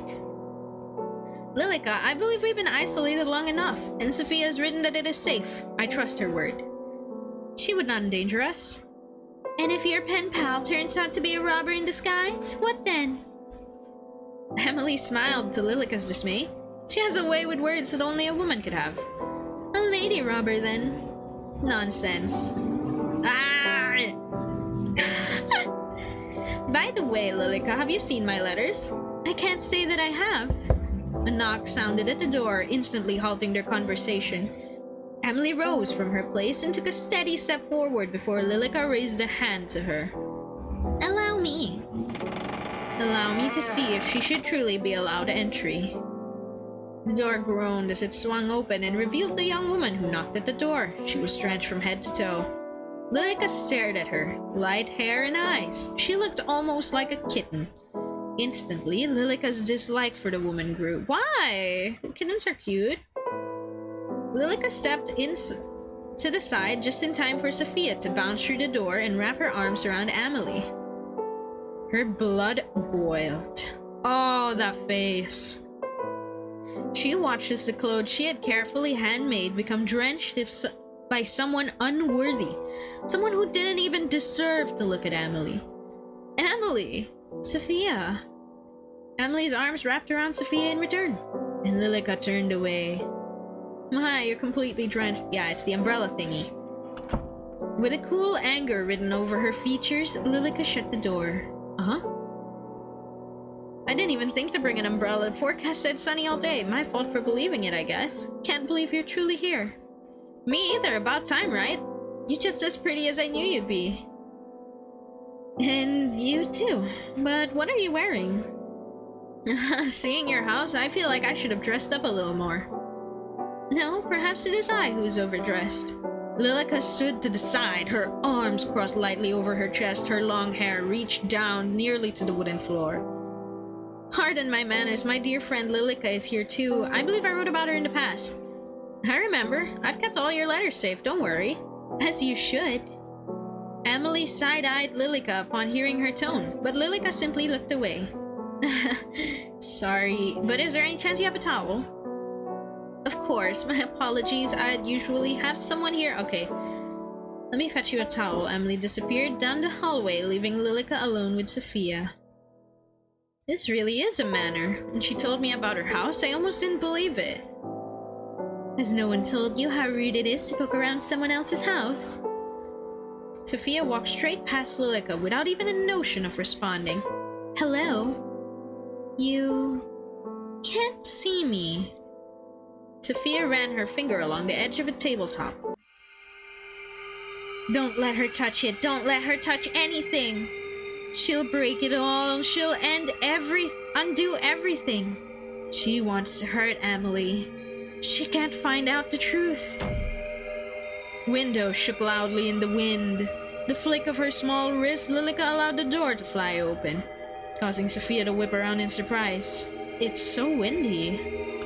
So Lilica locked in on the object Sophia had been reaching for. She rushed forward and took a hold of it and quickly hid it behind a cabinet as Sophia reached to close the door. Whew! Amelie. Sophia spun around and looked straight through Lilica. Sophia? Oh, Amelie. Oh, so this is what's happening behind the scenes. Okay. Oh, and it's going off of my response the last time I was Sophia, so I think I'm going to have to go back towards Sophia and do the newspaper instead, if ever that changes anything. Alright, let's see. Lilica watched as Sophia dried herself with a towel. Our towel. Oh my god, the hour! Okay, it's not for her. There can't be a next time. If you're dried off now, we can go for a tour of the house? Alright. They walked side by side, so close that their shoulders almost touched. Lilica stared at the place where they almost connected, seething with a quiet rage. Maybe because Lilica was assigned to protect Amelie, she started falling for Amelie, and Amelie does probably seem like she was the precious of... Because Lilica seemed to have a thing with her mom, right? So like maybe Amelie is also the spitting image of her mom, so maybe that's also a factor, yeah? These are all guest bedrooms? Okay. Okay. There's no shame in that. You own your own property, recently bought it. I'm not married. Shut up! Oh my god! Your father allowed you to buy property on your own. You speak just like how you write. I'm so surprised. Your voice disgusts me. Oh my god, this is like playing a Shao in Genshin Impact. It's like boring, worthless. Okay, you speak quite casually. People say that about me, and being here around you makes me want to be more formal. What need is there for formality between friends? That's true too. Your words are poisoning Amelie. Oh, maybe I should look more like Lilica. Lilica is permanently like... It's the morning room, the dining room, so many rooms. Don't enter the master bedroom. It currently belongs to my parents who are away. Lies! You're lying. Okay, tomatoes parched. Afternoon tea. Oh, I can come help. Okay. I'm happy to help anytime. Please rest. Amelie, it's nothing. Take your time. Ah, so this might have changed also if I kept pressing Defy Your Faith, right? This might have been changing also. Okay. Isn't this lovely, Lilica? To have a new face in our house, it feels like forever. Yes, how lovely. I'm glad you're having fun at the very least. Are you not? Sever her fate? Sever her fate. What does that mean? Okay, let's press it then. Return. Sever her fate. I'm always having fun when we're together, Amelie. Ah, I see. Are you jealous? Or a nod, dear, my dear friend? Of course, our friendship means just as much to me. I value you greatly. Just as much? Indeed. Come along, Lilica. Let's prepare tea. Amelie, I have something to say to you. You're my very best friend. Did you know that? I feel the same towards you, Lilica. As such, I feel the need to be truthful with you. You appreciate the truth, don't you? Of course. I trust your judgment very much. Is something the matter? Lie, lie, lie, lie. Wow, I wonder what time it is. I wonder what I have to do. Wow, would you look at that? Would you look at that? It's lie o'clock. Lie. Your mother has contacted me. She believes they'll be able to return shortly. Oh, Lilica, isn't that wonderful news? Indeed, she's very excited for me to pass on her message to you, but... Keep lying, keep lying, keep lying. It's lie o'clock, baby! Well, she wasn't pleased to hear that you had someone visiting without her permission. Oh. I thought she would be delighted that I had invited a friend. Your entire existence is a lie. Whoa, dude. It's lie o'clock. Of course, I pleaded with her that Sophia was a dear friend, but she wouldn't listen. I see. Did she say when she would return? No, but it seems to be soon. Then I'll send Sophia away like normal tomorrow. I can't exactly force her out in the storm, can I? Why not? Lilica. Naturally, I'm just teasing. Of course it wouldn't be right to send her away at a time like this. I'm glad we could come to an agreement. How about it? How pleased I am to know that Mother will return soon. Let's go prepare tea, shall we? Uh-huh. You finished baking? Yes. They're ready for serving. Okay. Whew. What would your parents think of that? Okay, I appreciate the sentiment, but they took with them all of the staff. I have little choice but to prepare my own tea. I shall attend to our guests. Wouldn't want her to become lonely. Of course, anything for you, Amelie. Alright. I'm sure it will be. Lilica's smile at that moment seemed to hide behind it an intent much deeper than Amelie realized. The walls had eyes. Eyes that tracked Lilica's every move. Wow, that's fucking creepy. Why does it look so realistic? They followed her as she made careful, deliberate steps towards the sitting room. They stared, their eyes bulging and judging. They had no mouths in which to scream, but Lilica could still hear their words. We all sacrifice ourselves for you. Hope. Our only hope. Amelie. Protect Amelie. Prove your worth. Prove your love. Amelie. Amelie. Amelie. Under her feet, shattered glass pierced through her shoes, cutting her feet. She could feel the blood ooze out, pooling. It was warm, comforting. She looked up to find where the glass had come from. She noticed the cracks once again. Along every wall, every floorboard, even the air. The world was fragmented. It was already broken. Not beyond repair, it's not, my lady. I will fix this still. You can rest. Please rest. I will take care of everything. Anything and everything for you. She blinked. The world reverted to the way it should. The glass that lined the floor, gone. The eyes that followed from the walls, gone. The cracks that had begun to wrap themselves around Lilica's ankles had disappeared too. She stood in front of the sitting room's door, which sat slightly ajar. Inside, Lilica could see Sophia staring out of a large window. And then you give the scare, is that it? Her back stayed turned as Lilica entered the room. Of course, it wouldn't have been possible for Sophia to turn and look at her, but Lilica still found herself being careful, taking quiet steps. The window shook past the dark, thick curtains. You who would attempt to defy your fate? Why don't we see how long this little game lasts? Why don't we test whose love is stronger? I swear my love is unwavering. My infatuation, my yearning, my desire.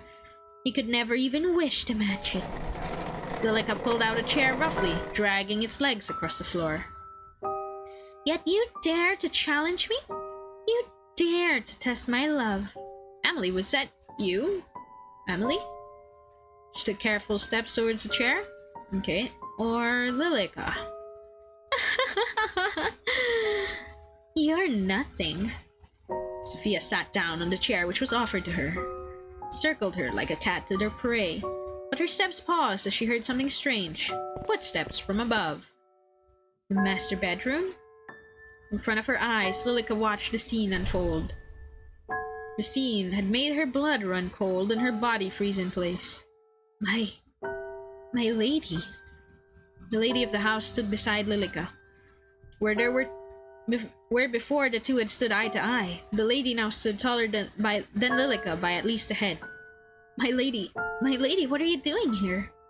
The lady removed her shoes and stepped onto the table. Did you come here to punish me? Are you angry? I promise I will remove the plague that has entered our home. I swear it upon my undying love. The lady did not respond. Instead, she reached up and took the hook of the noose. The rope wrapped around her neck, exactly where the necklace that the maid had gifted the lady should have rested. Join me. Her eyes locked onto Sophia's. Her hand was outstretched, waiting to be taken. Why won't you look at me, my lady? Are you truly so angry? Angry enough to despise me? For but a moment, Sophia's outstretched hand came closer and closer, and the lady's eyes turned slowly toward Lilica. They carried with it a message only Lilica could decipher. Lilica's body shook. It trembled and trembled until she could bear it no longer. She ran from the room as fast as her legs could carry her. If the hallway still had eyes, they weren't fast enough to follow Lilica. The floorboards, as if made of quicksand, threatened to suck her up and bury her up deep within the house. Her feet felt heavy and leaden. Every step was as painful as the brief glance. She raced through the hall and fled up a flight of stairs, past the stained glass window which left a myriad of colors over the carpeted steps, past the doors that led to the master bedroom and Amelie's room. Closer, closer, until she arrived at the bookcase. She pushed it to the side and entered the hidden room. The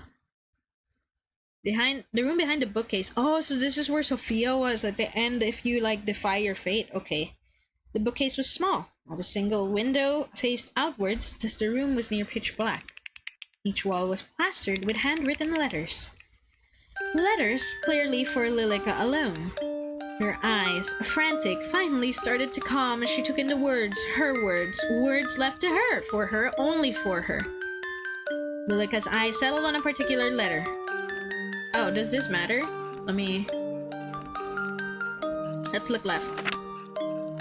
Dear Amelie, Lilica, how wonderful it is that you're doing well. I've had a very busy week. Most of it is boring, so I won't bog you down with the details. And you know what happened yesterday? Of course you don't. You weren't there. I was walking home when I found an abandoned kitten. Someone left the box on the side of the road. How could anyone do that? Anyway, I took her home and named her Lily, after you. It's a little embarrassing writing it out like that. I hope you don't mind. Yours, Marion. Look right. Dear Lilica, I spent the past week studying. Don't get me wrong, I enjoy it, but everyone needs a break, you know? On my desk, I have a little cactus pot. To be honest, a cactus wasn't really my first choice, but I've killed every other plant I've ever owned. Anyway, it bloomed, and there's one beautiful flower coming out of it. I couldn't be happier, so that makes studying easier, and I think your environment makes a big difference.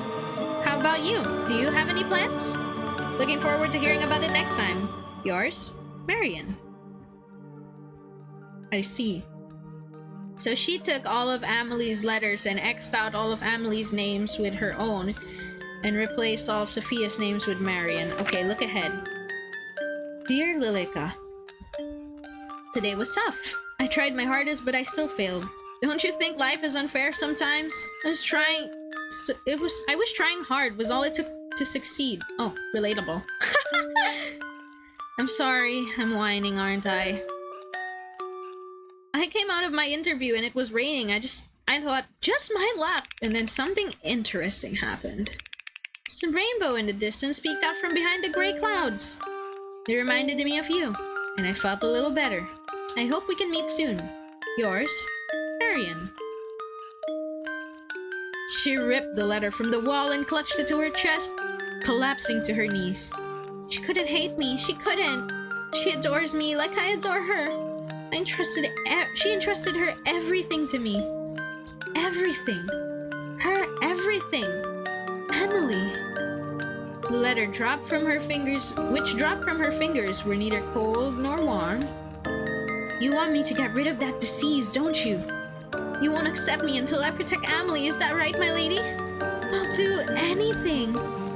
Anything you ask, so if that's all I have to do, then I'll do it. I'll keep Amelie safe. Forever.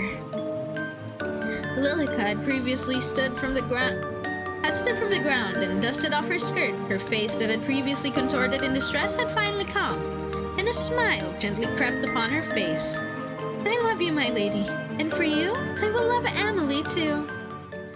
Ah, okay, so it's all because of her lady. Okay.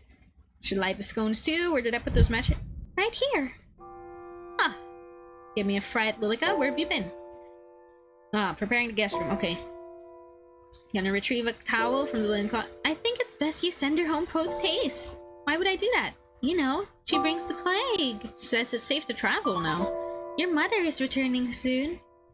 You say mother is returning soon. It should be perfectly fine, don't you think? And what if she lies?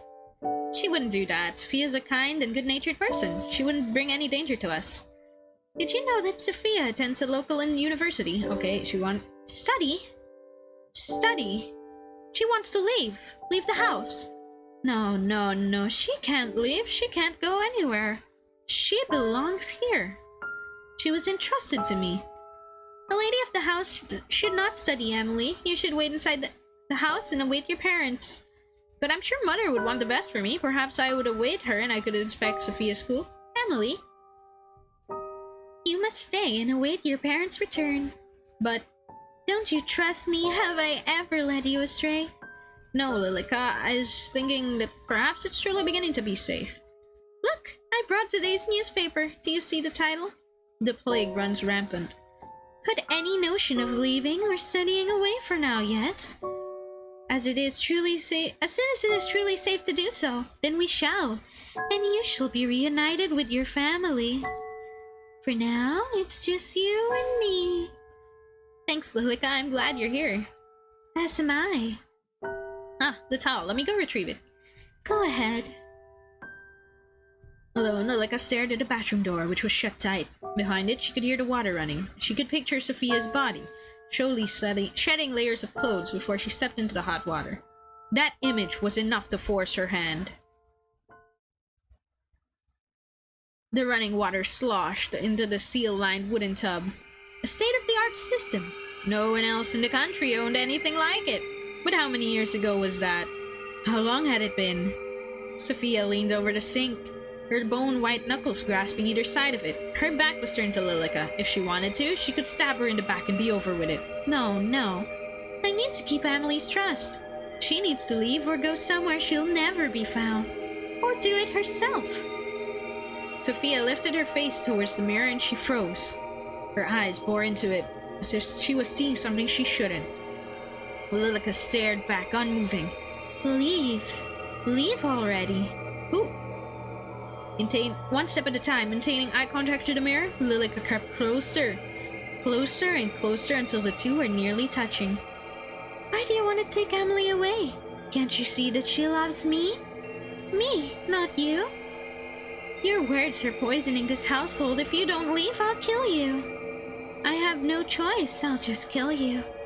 Who are you? Sophia whipped around. Her eyes didn't focus on any spot in particular. To her, Lilica was gone. Ha ha ha. Lilica walked towards an open cabinet and pulled something out. Yes, yes! Sever her fate. Man, I sounded so evil. The metal of the razor glinted. Lilica raised it up and moved to stand over the bath. With ease, the metal cut into her arm. Drops of blood fell into the water, leaving tiny splashes where they should have connected. Blood still runs in my veins after all. Sophia rushed past Lilica, desperate to turn off the overflowing water before she froze once again. Blood. Yes, the blood water. One layer at a time, stripped bare, hollow and lifeless, Lilica watched as she stepped into the crimson water. Why not just end it here? You're scared, aren't you? Just sink down, accept your fate. Accept it. You can hear me now, can't you? Oh, the CG is cool though. Why not just end it? You're scared. You're so terrified you came to see your friend and look at what's happened to you. Amelie. Yes, Amelie. Amelie, where'd you go?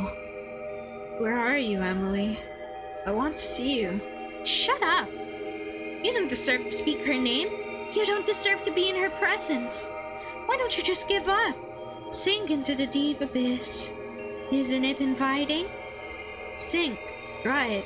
I should... Isn't the water so warm and inviting? That's right.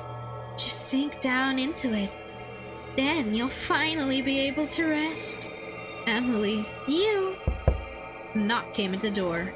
Lilica's eyes widened. Widened eyes went from the door to the young woman in the bath and back again. Excuse me, I'm coming in. Lilica ducked behind the folding screen just in time to hear the door open. Sophia, I knocked, but I didn't hear a reply. Brought you your towel. Ah! Okay, and there you go. Lilica quietly dashed out into the hall. Oh, so that's how that played out. Okay. Huh. Hi, Kapen. Nice to see you. Just playing this visual novel horror thing. It seems pretty atmospheric. There's not really jump scares, but it's pretty interesting so far. I think we're honestly closer to the end. It's just a short game after all. But hi, thank you for dropping by. I hope you're doing well.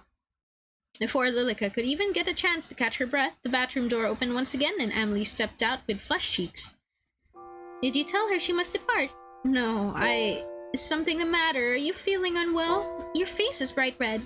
Sophia will stay until she decides to leave. No, she must leave now. Tonight, no longer. As you wish. I'm sorry, Lilica, but I believe it's only fair after she traveled so far and she's my friend. That woman, that siren. Look at what she does to our Amelie. I'll finish preparing the guest room. Let me come help, Sophia. When you're done in there, you can come to your room. From the other side of the door, Sophia's voice came in return. Okay, thanks, Amelie. This is probably not gonna end well for Sophia in any way, shape, or form. Unless there's a true ending that actually allows her to survive and breaks this curse. The guest bedroom was freshly cleaned, new linen, yep. Lilica had prepared the room well in advance. You did a fine job of preparing the room so far. Thank you, Lilica. Anything for you? I was thinking tomorrow, if the rain's cleared up, we could go to the greenhouse again, have morning tea there. It's been so long since we last used it. Oh no! The cracks are getting worse. Nice model, by the way, Chi. Thank you! At any moment, a breeze could make everything collapse. Oh, didn't we already speak of this? You cannot leave the house. But surely the greenhouse would be safe. No one uses it, and it's just a few steps from the back door. It's unsafe. You know this. What's gotten into you? Is it because of your friend? I just thought it would be nice to at least in the sun. then you may sit by the window in the dining hall. Is it really so unsafe that even taking a foot outdoors would be dangerous? Yes. Sophia, I'm glad. I see you're done with the bath. Lilica crossed her arms over her chest, anger already rising in her chest. Were you talking about the greenhouse? Yes, did you see it when you arrived? I did, but it looked as if all the plants inside had died. Oh, that's impossible. It's barely been any time at all since the gardeners left. I'm sure the plants inside are more sturdy than that. Well, even if they died, we can just go in and replant some things tomorrow. How wonderful. Have you not heard a word I said? It's unsafe to do so. Oh. Oh, don't be such a spoilsport. It will be perfectly fine. Well, it's getting late now. I'll leave you to retire. If you need anything, my room is just upstairs on the left. Good night, Sophia. Poison drift from her voice as Lilica left the guest room from behind. Oh my god. The house had a heart, and that heart was beating to the same rhythm as Lilica's. It was frenzied, on the verge of losing control. It echoed through her head, through the hall, through every corner of the building. Like Morse code, as if this house itself was telling her to do something. Get rid of her. Cut out the disease. Protect Amelie. She bit her thumb, pacing back and forth. Amelie will be upset. But Amelie doesn't need anyone else. She has me. She won't be upset for too long, and she'll forget. That's right. She'll forget. Her breath hitched in her throat. But what do I do? What do I do? She just won't die. My lady, what am I supposed to do?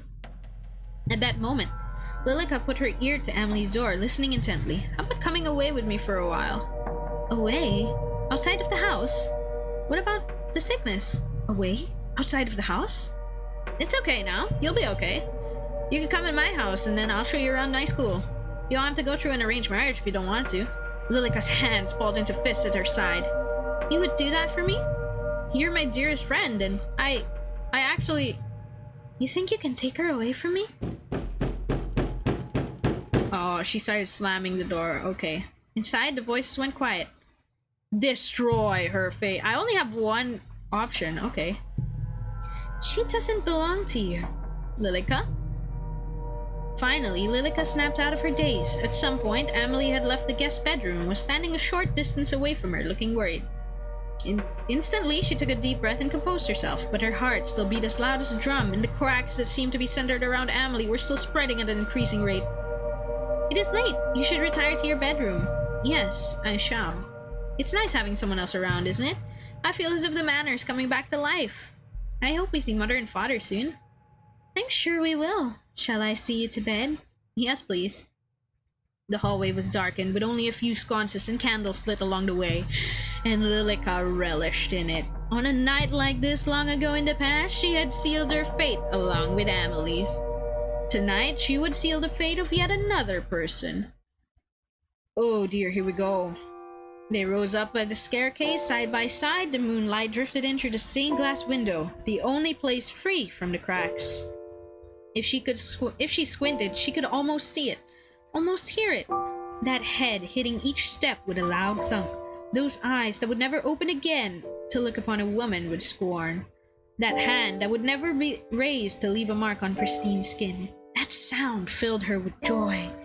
The thought of repeating that fateful night left her footsteps light with excitement. Oh, Lilica is unhinged. Lilica, may I ask you a question? Certainly. Have you ever heard of a woman loving another woman as a woman would love a man? The cracks. Where did you hear about such a thing? Nowhere in particular, it's just a thought that came to my mind. I think you're overtired because of all the excitement, Amelie. I think you should get some rest. Yes, alright. Good night, Lilica. Lilica, who was seated on the edge of Amelie's bed, stood with unsteady feet. Standing in the doorway, she looked back at Amelie. Good night, Amelie. Sleep well. Tomorrow, everything will be better. Lilica stepped out of the bedroom, shutting the door softly behind her. It's time. It's time for it to go horribly wrong. The hallway was still dark, with only a few candles to light her descent. Everything was quiet. It was quiet. Everything was asleep. The eyes that followed Lilica wherever she went were closed. The voices that crept up from between the floorboards were silent. Somehow, that only made Lilica more uncomfortable. But that didn't matter. Not now. She knew where she was going. She knew what she must do. She edged closer and closer to that door. The door that held behind it a sickness named Sophia. It was closed tight. Lilica raised her hand as if to knock, but instead pushed it open and entered. Just as the hallway was dark, so was the guest bedroom. The lantern had been blown out only a short while ago. No sound came from the bed. All was still. Lilica kept closer and closer until she stood over the bed like a shadow. The woman underneath kept her eyes shut tight. Her face was calm and serene. She couldn't help but smile as her hands wrapped around her fragile, pale neck. Fingers dug into Sophia's flesh, so soft and easily bruised. Still, she didn't shift. For some reason, that made Lilica even more furious. But as the young woman Sophia laid still as a statue, her mind wandered back to another that had once done the same in this very house. A young woman who had left Amelie in Lilica's care, who only wanted the best for her daughter, but only wanted her to be happy. The problem is she'll leave. That's the problem, isn't it, my lady? Cold fingers slowly unwound from Sophia's throat. And that she'll leave and take Amelie away. But if she stays, won't Amelie be happy? She'll be so happy. Always. Forever. And then maybe you can. Lilica withdrew from the room in a rush, her feet carrying her faster than she ever did before. She ran up the stairs into Amelie's bedroom once more. Okay. The bed was warm and inviting. Lilica enveloped herself in the heat, wrapping her arms around Amelie tightly. Lilica? Do you want Sophia to stay here forever? What? She will leave if we don't do anything about it. She'll leave and you'll never hear from her ever again. That's not true, Lilica. She wouldn't just do that. My dear Amelie, I spoke to her just moments ago. She was already packing up her bags. At that, Amelie rubbed at her eyes and sat up. It can't be true. Go check for yourself. Amelie, not even wasting a single moment, walked towards the door and peered down. From here, the moon was shining in through the stained glass, just right, illuminating the hallway below. In the distance, a shadow could be seen moving. Lilica smiled. See? Lilica picked up a toy doll. It sat still on Amelie's bed, a relic from the past. Straw-colored hair seemed to stand on end. Don't you want to keep her here? Don't you want her to be like this doll? Keep her here. Right. Their own special doll who will never leave you. Don't worry, we'll make it happen just for you. I'll make sure you're happy forever. Go down the hall to my room behind the bookcase and wait for me. Amelie's eyes had glazed over as if she wasn't truly there. She stood from the bed and picked up a small black case that rested on her nightstand before leaving the room. So this is how it got set up. Okay.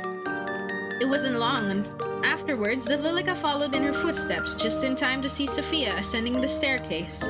She walked straight past Lilica, who was smiling happily as approached Amelie's door.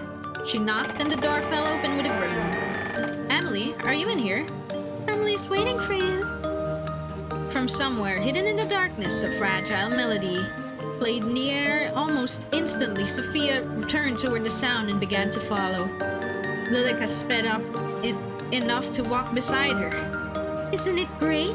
You like Amelie, don't you? Don't you want to make her happy? She would be ecstatic for you to stay forever.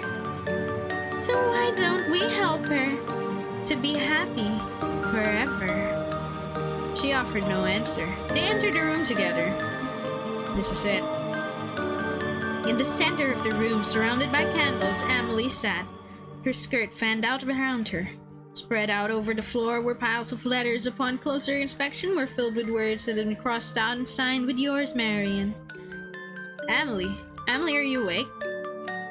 Her eyes were shut tight, yet her hands moved enough to play this sorrowful tune. Please listen to me, Amelie. She isn't... I'm not what? You're not going to leave her, aren't you? Lilica shut the door, dragging the heavy lock across. In response, Sophia rushed backward and tried the handle to no avail. Amelie's eyes finally opened. In place of her usual golden eyes was a glare of deep red. Amelie, please snap out of it. Please, snap out of it. You want to take her away? Amelie, please. One at a time, Lilica blew out the candles on the floor. The room was plunged into darkness. Amelie fell forward, her body exhausted. It's nice to meet you, Sophia. I'm sure we're going to have a fun time living together. Since you will be staying with us after all, right? Forever. That's... Oh, it's not the end. Lilica, could you pass the sugar? Of course, Amelie. With a smile, Lilica pushed the sugar across the table towards Amelie. She picked up a teaspoon and dropped a single cube of sugar in her tea. Would you like one, Lilica? No, thank you. Just being around you makes my tea sweet enough. And you, Sophia? You're awfully quiet today. I'll give you one. Next to Amelie sat Sophia. Perfect and pristine. To Amelie's eyes, at least. But Lilica saw the truth. Her flesh convulsed and pulsated. Her eyes bulged from what was once her head. The shape of Sophia was gone. In its place was a mound of a person who used to be. Lilica smiled. You know she likes sugar in her tea. There's no need to ask. You're right. I'm so happy. Sophia, Lilica, you're both so important to me. Thank you for being by my side. Anytime. Isn't that right, Sophia? From now on, it's just the three of us. Oh, shit! The three of us. Oh my god. Okay. I see how it is. I see how it is. She turned Sophia into some sort of like... She used Sophia's corpse as like some sort of thingy. Yeah. This time I'm not going to do sever her fate. Let's see what happens. Let's see what happens if I don't sever her fate. Click ahead. And then what if I don't read all of the letters also? I'm trying to make sure we can get the other ending. The other two. You know, stop reading. She couldn't hate me, she couldn't. Okay. And then I'm just gonna ignore it. I'm not gonna sever her fate. I'm just gonna watch it happen. Oh, I didn't get like the cutscene because... What did I do earlier? Did I deny her fate? I'm gonna save because I can't remember. She doesn't belong to you.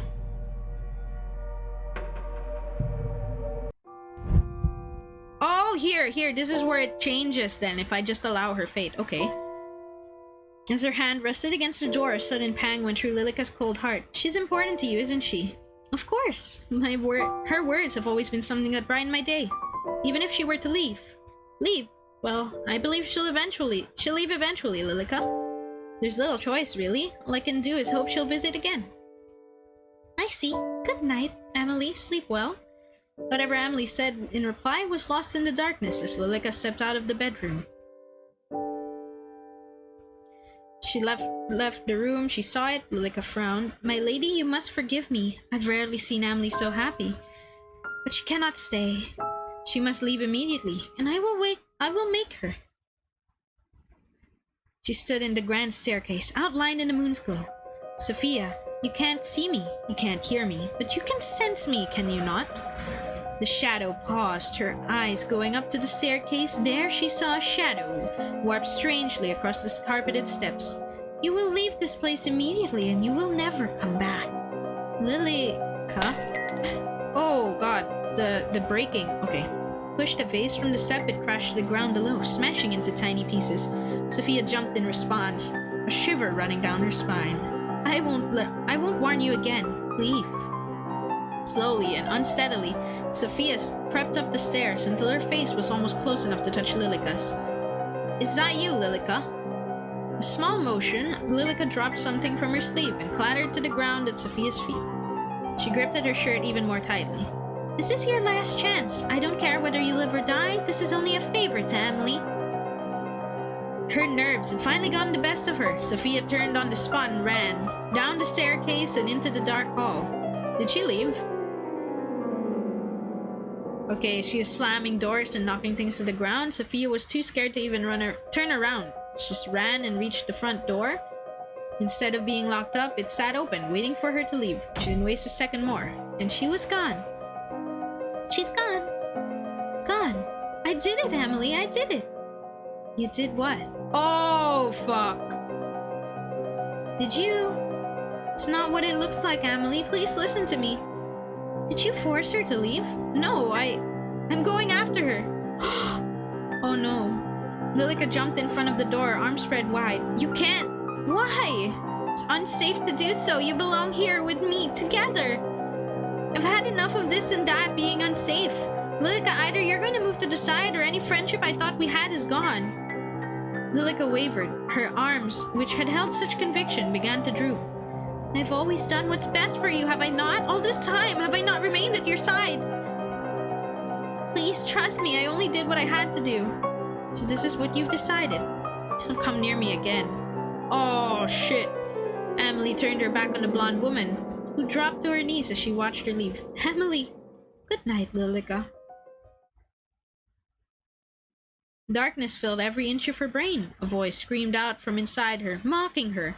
This isn't right. My lady, this isn't right. Didn't I do the right thing? I let her go. I did her a favor, but Amelie is upset. Oh, everything is shattered. Her lady offered her no answer. Is this punishment for not doing as you wished? Sophia should have died. She should have died. Died. Now she's alive and Amelie is angry. In that dark room, all alone, Lilica clutched onto something. Something she had kept in a closet, away from any prying eyes. She held it tighter. Its green dress fell apart at her touch. Can't you make this all better again? Can't we make her forget? Oh, it must be... Oh. Her forehead fell down and rested against the other person's shoulder. They remained silent, as they had been for many long years. I'm sorry, I can make it all better. We can make her forget, can't we? Can't we start again? Just like before, we can start again. Lilica stood, placing the skeleton of her lady back in the closet. Keep waiting for me, I promise. I'll make everything better again. Let's start again, Amelie. You and me, forever. Why is it question mark? It's not Lilica. Lilica walked into the room, holding a tray carefully in her hands. It sat on a teapot and 2 cups. Amelie, I brought the tea. Excellent, it smells delicious. Amelie smiled brightly, filling Lilica with happiness in return. Lilica, may I ask you something? Of course. I found this letter by the front door. Do you know where it came from? Amelie held out an envelope. The front was blank. How strange. Perhaps it was delivered here by accident. Lilica took it from her and opened it. At the bottom, it was signed, Yours always, Sophia. Yes, it seems to be for someone else. I'll mail this back, yes? Thank you, Lilica. I appreciate it. Finished with her tea, Amelie stood first and left the room. Lilica smiled. From under the table, she pulled out a stack of envelopes that seemed to match the one that Amelie had given to her. All at once, she threw them into the fireplace. Goodbye, Sophia. Well, I mean for Sophia... Goodbye, Sophia. For Sophia, that's the better ending. Sophia doesn't have to die. Which? Let's do the Defy Your Fate as Sophia over and over again. I think that will change the Lilica run. Because earlier we did the whole like, we were working off of not defying your fate. So I think that's how you get the third ending for Lilica. Let's try it. I want to get the last ending. It's just one last. And if it's just one last, we can complete the game, right? So why not? I don't see why not. Defy your fate. Huh. Wait, no. Wait. Eh? Wait, how do I get the other ending as Lilica then? Do I do a mix of accepting and like... Oh, maybe I do a mix. Like sometimes I'll say sever sometimes. Sometimes I don't say sever. That might be what's happening. I'll say sever here. And then I'll lie about it. And I keep lying. And lie. And the next one, I'm not going to say anything. Stop reading. I'm okay with this already. And then the next one... How many sever her fates do I get? Let's save. I don't remember. I don't remember how many I get.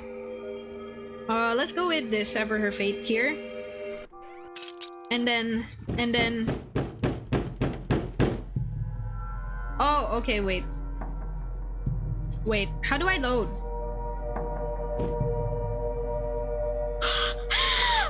serious? I can just press back all the way until... Hey, yo. I'm going back so far. Oh, there, load. Okay. Let's not sever her fate here.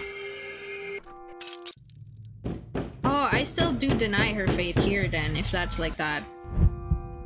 Oh, there, it's different, it's different. Because I did one sever and then one not sever. Good night, Amelie. Everything tomorrow will be better tomorrow, so sleep well.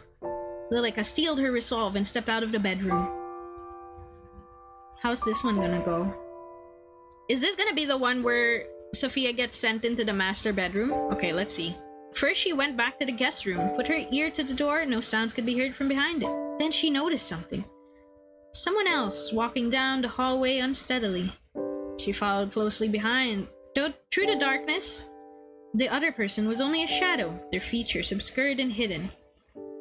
The sound of her light steps on the old wooden floors mixed in with the rain that was raging just outside those walls. The kitchen was by the stairwell.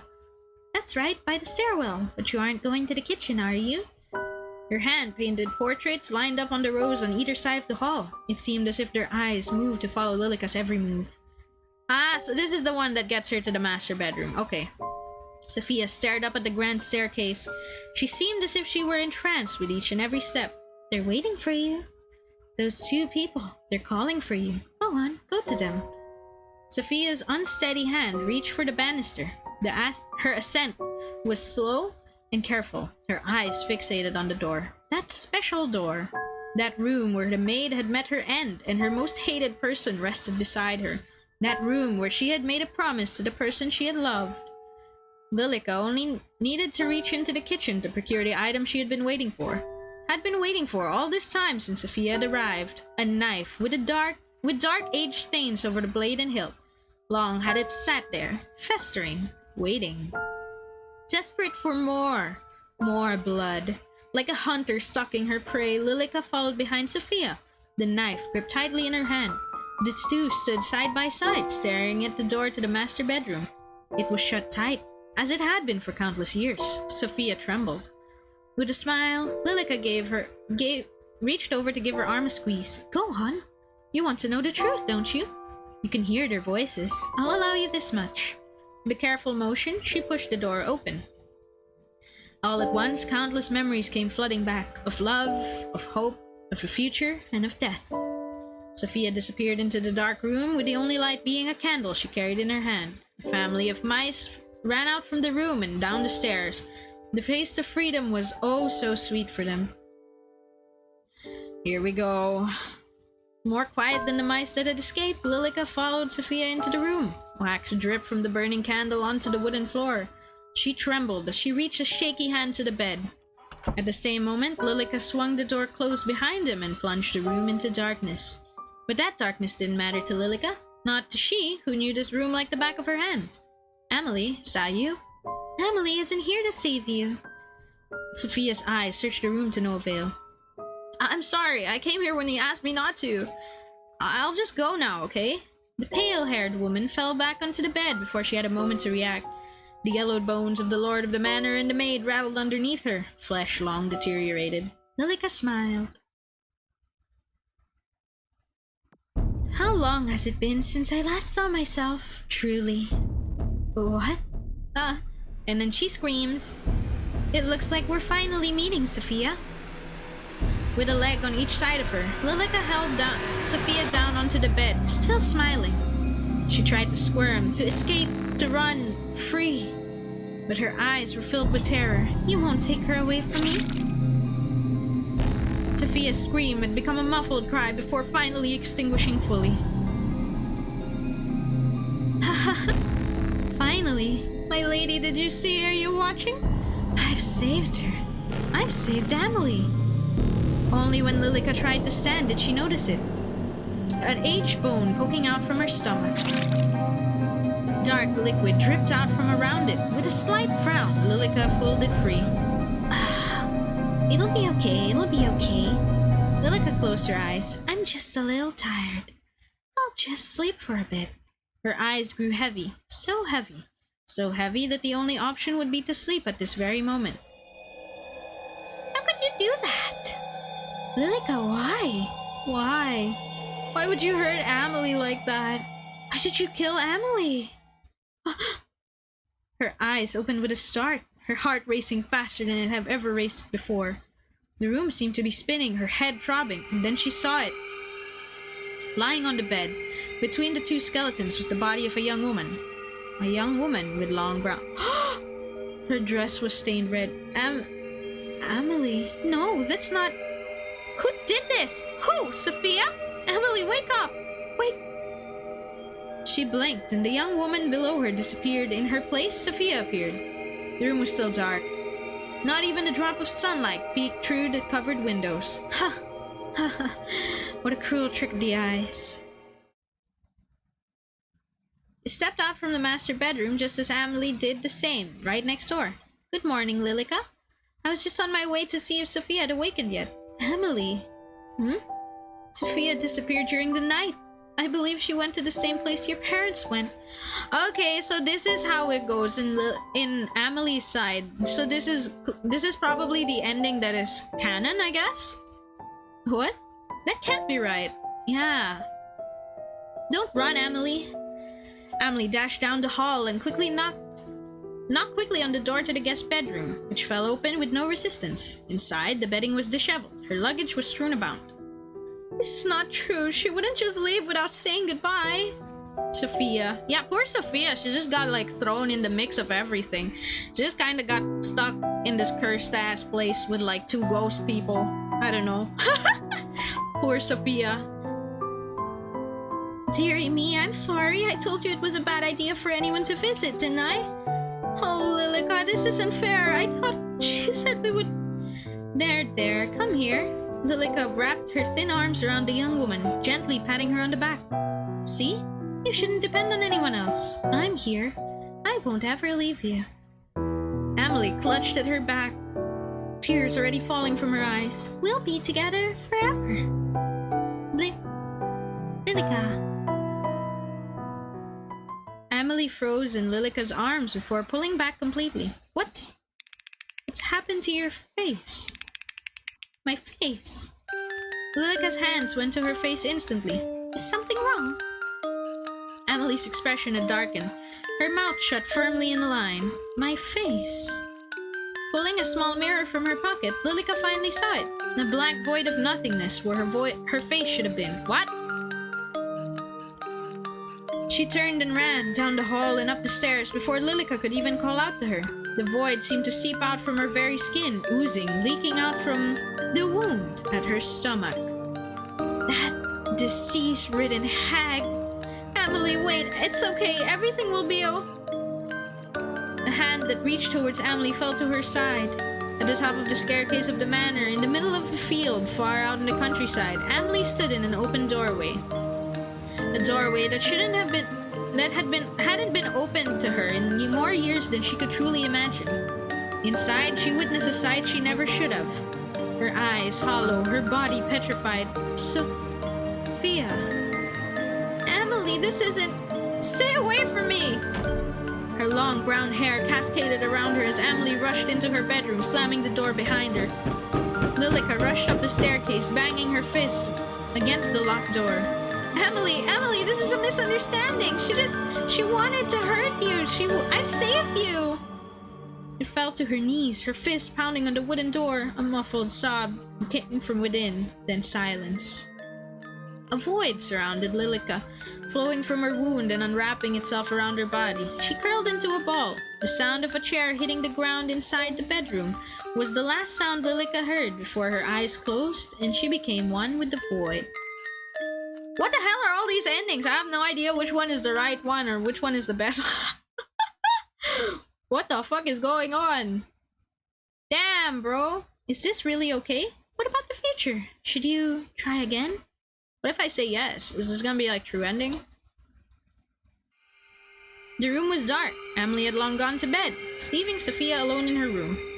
She ducked her head under the cover and pulled out her phone. Still dead. Sophia clutched it to her chest. What should I do? What exactly is going on here? Man, I'm confused, man. I'm fucking confused, right? Yeah, see, it let me try again. Okay, let's save then. This is probably true ending then. Sophia's body stiffened up. I appreciate this. I was confused if we just left off like that, getting all the endings. Okay. Her back was to the door, but her mind screamed not to turn around. Footsteps crept closer, closer and closer until, stay away from me! Ah! Sophia threw her bedding at the approaching person and jumped at her feet ready to run, but the person she saw collapse to the ground was not the person she was expecting. Oh my gosh, Amelie, I'm so sorry. Sophia knelt down, quickly helping the brown-haired girl to her feet. It's quite alright. I didn't mean to scare you. I apologize. No, it's my fault. I'm too jumpy. I'm glad you're here. I'm really glad you're here. Sophia's arms draped over Amelie's shoulders. She pulled her in tight. Amelie froze for a moment before she melted into the embrace. I'm here. But is everything alright? No, I don't think everything is alright. What could be the matter? Amelie, my phone died as soon as my cab approached your house, do you see? She pulled out a phone, showing her a black screen. What exactly is that? My mobile. Amelie picked it up curiously, turning it in her hands. You've never seen a phone. What is it used for? For texting, making calls, playing games, those kinds of things? Amazing. Amelie, what year is it? What year? Why do you ask? Please. 1665, of course. Sophia's face! Oh fuck! Oh shit! What is it? This makes no sense. Lilica, this house? You? Amelie, it's 2021. What? Sophia, that's preposterous. Oh my god. She fell back onto the bed, her legs no longer able to hold her up not able to hold her up any longer. Oh my god, Amelie, you're not joking. You're really... Are you feeling unwell? Maybe you need to get some rest after all. Amelie, please listen to me. Out there, the world has changed. We have phones, cars, computers. We don't need a husband. You don't need permission to buy a house. You can go to school. You can get a job. You can do whatever you want. I know I probably sound crazy to you right now, but please, I'm telling you the truth. You're trying to tell me that nearly 400 years have passed and I've been stuck here. How would that even be possible? I don't know. Amelie, how long have we been writing to each other? Well, I don't know. It's been 5 years. I need to find Lilica. She'll know what's going on here. No, wait! You can't ask Lilica. Why not? I can't see Lilica, Amelie. I haven't seen her once. But she's been here from the start. I've only seen you in this house, Amelie. Something is going on in this house that's kept you stuck here, and I think she's the one who's done it to you. That can't be true. Then why don't we find out together? Yeah, goosebumps, right? This game is so good at that. What? How? The master bedroom. Lilica was the one who said you couldn't enter, wasn't she? Please. Sophia reached out her hand carefully. Amelie stared at it, unsure before deciding to take it. I don't understand what's going on, but I trust you. Let's go. Oh my god. The game is not exactly scaring me, but it's really giving me goosebumps. The hallway was dark, with no sign of Lilica anywhere. If she appears, then tell me, okay? Okay. Hand in hand, they walked through the hall, up the staircase, where they stood in front of the master bedroom, side by side. Their hands were sweaty. No matter what was in there, I'll be by your side, okay? Amelie offered no words, instead just squeezing Sophia's hand gently. At that, Sophia pushed the door open. Just like the rest of the house, the room was dark and quiet. Only the moon shining in from the dirty window guided the two in. It smelled musty, as if they were in a tomb that only just uncovered, not a bedroom. They crept closer and closer to the bed. It was surrounded completely by the canopy, keeping whatever was inside hidden. With a shaky hand, Sophia reached towards the light velvet. At once, the truth came into view. Amelie gasped and almost fell to her knees, but Sophia's hand kept her steady. I'm sorry, Amelie. But they left. They left only a few weeks ago. It looks like they've been gone for a very long time. Amelie, I know this is hard to believe. I find it just as hard to believe as you do. Please, we have to leave this house now, before Lilica finds us. She knew. I think you've been bound to this house by her. We need to find a way to leave. Okay. The two had only gotten halfway down the stairs when Amelie grounded to a halt. Sophia turned to look at her, eyes wide in surprise, only to see Amelie's expression was one of immense fear. Lilica, what are you two doing out of bed? Lilica, So you went in there? She nodded upstairs. You lied to me. Only to keep you happy. Happiness with lies as their foundation isn't true happiness. And why not? We've been perfectly happy here for longer than you've even existed. And then you came along and... I'm sorry, Amelie. I'm so sorry. Lilica burst into tears, wiping at her eyes with her sleeve in a desperate attempt to stop them from overflowing. Lilica. Wait, Amelie, don't. Amelie took a step towards Lilica as if to comfort her. Please don't leave, Amelie. Can we stay here forever? Amelie, she's lying to you. She wants to keep you trapped in here. Please. But... Please. Amelie! Oh man, she's gotta choose now. Sophia pulled on Amelie's arm, forcing her to turn to face her. Amelie's eyes were filled with confusion. I know you two have been together for a long time. I know I can't compete with that, but I want to give you the life you deserve. You deserve to be free, to live, to experience everything you've missed out on. Not to be stuck in time here forever. And the truth is, I like you. Let's go. Hey, yo! Whatever words were coming next were lost before they could even be spoken as Sophia leaned forward and placed a gentle kiss against Amelie's lips. The cries from below extinguished in an instant as Lilica watched on in horror. But just for a moment, the rest of the world melted away and all that existed were just the two of them, Amelie and Sophia. Amelie closed her eyes. The sensation was new and foreign, yet not unwanted. Butterflies were let loose in both of their stomachs. Let's go! Where they connected, heat spread throughout their bodies, and then Sophia pulled away. The truth is, Amelie, I've liked you for a long time. And even if you don't like me back, I want to help you. I want to help you live again. Amelie, don't listen to her. Okay. A decisive smile came to Sophia's lips. She had no time to dwell on the sudden kiss, nor her confession, which would usually make her feel so nervous she'd be sick. All she had time for was to escape. Her eyes went down the hall where an enraged Lilica stood in their path. The windows were bolted down, unable to be opened. There was nowhere to escape. That is, except... Do you trust me? I do.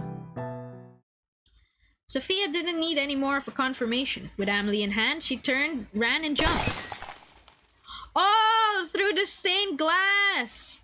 The glass shattered as the two girls hit it hard. They fell, surrounded by the shards, until they hit the ground. Action movie shot, please. Oh, no, action movie shot. The moon shone from high above, shielded away by the storm that never seemed to end.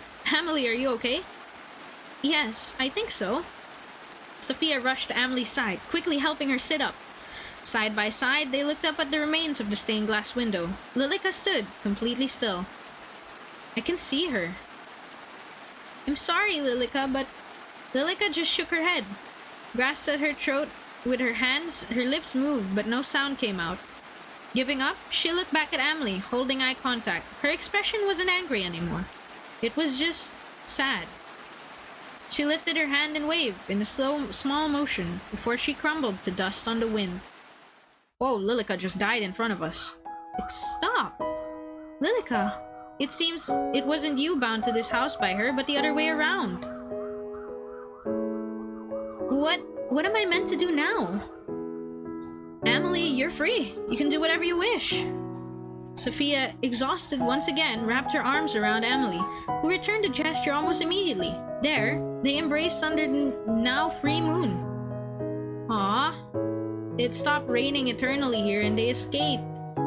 In this manner, in the middle of the field far out in the countryside, a curse was broken. A young woman freed. What her future held wasn't certain. After all, the future never is. But she made her decision on that fateful night to trust in the future.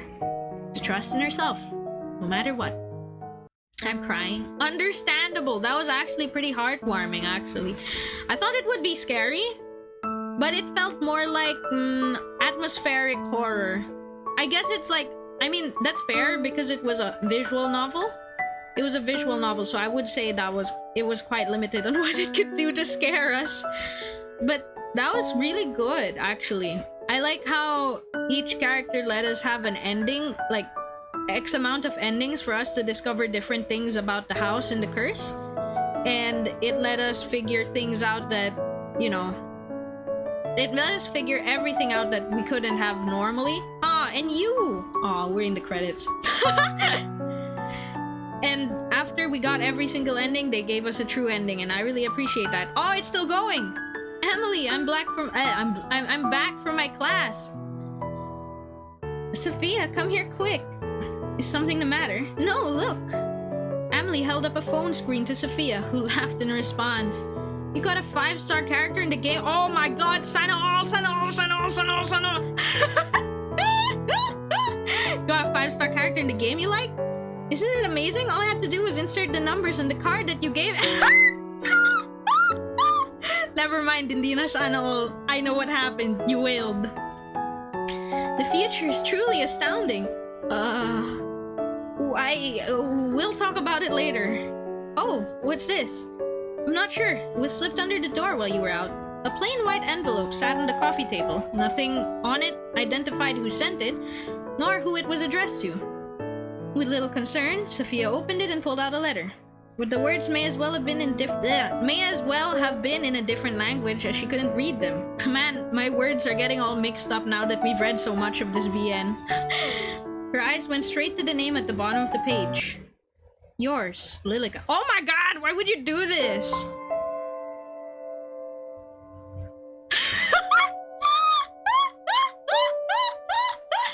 Well, I mean, Lilica let them go, so I think it's take of it as you will. It might have just been like letting them go, like, oh, I'm happy for you guys, bye-bye, or something. But, you know, I think it's pretty ominous that, whoa, what just happened? Oh my god, the achievements thing is called We're Free at Last, right? Right? But yeah, that was Amelie.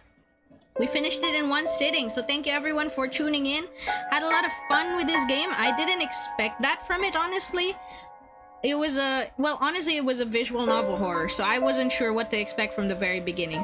But I had fun, so thank you everyone for tuning in, and we'll be rating soon in the offline screen, so stick around if you want to do that. Thank you. I'll be seeing you guys on Saturday again at 4 p.m. GMT +8 to play SCP Secret Files. Stretch, thank you. And hydrate, thank you. Definitely need to hydrate after all that reading. I think SCP Secret Files is another spoopy game, I think, but I'm not entirely sure. I don't know much about the gameplay. I just saw the really cool direct in Nintendo Direct. I just saw the cool trailer and I was like, I'ma do it. But yeah, see you guys next time. Bye-bye. Thank you for coming. Bye-bye. Thanks so much for streaming. Thank you also for coming. Bye-bye.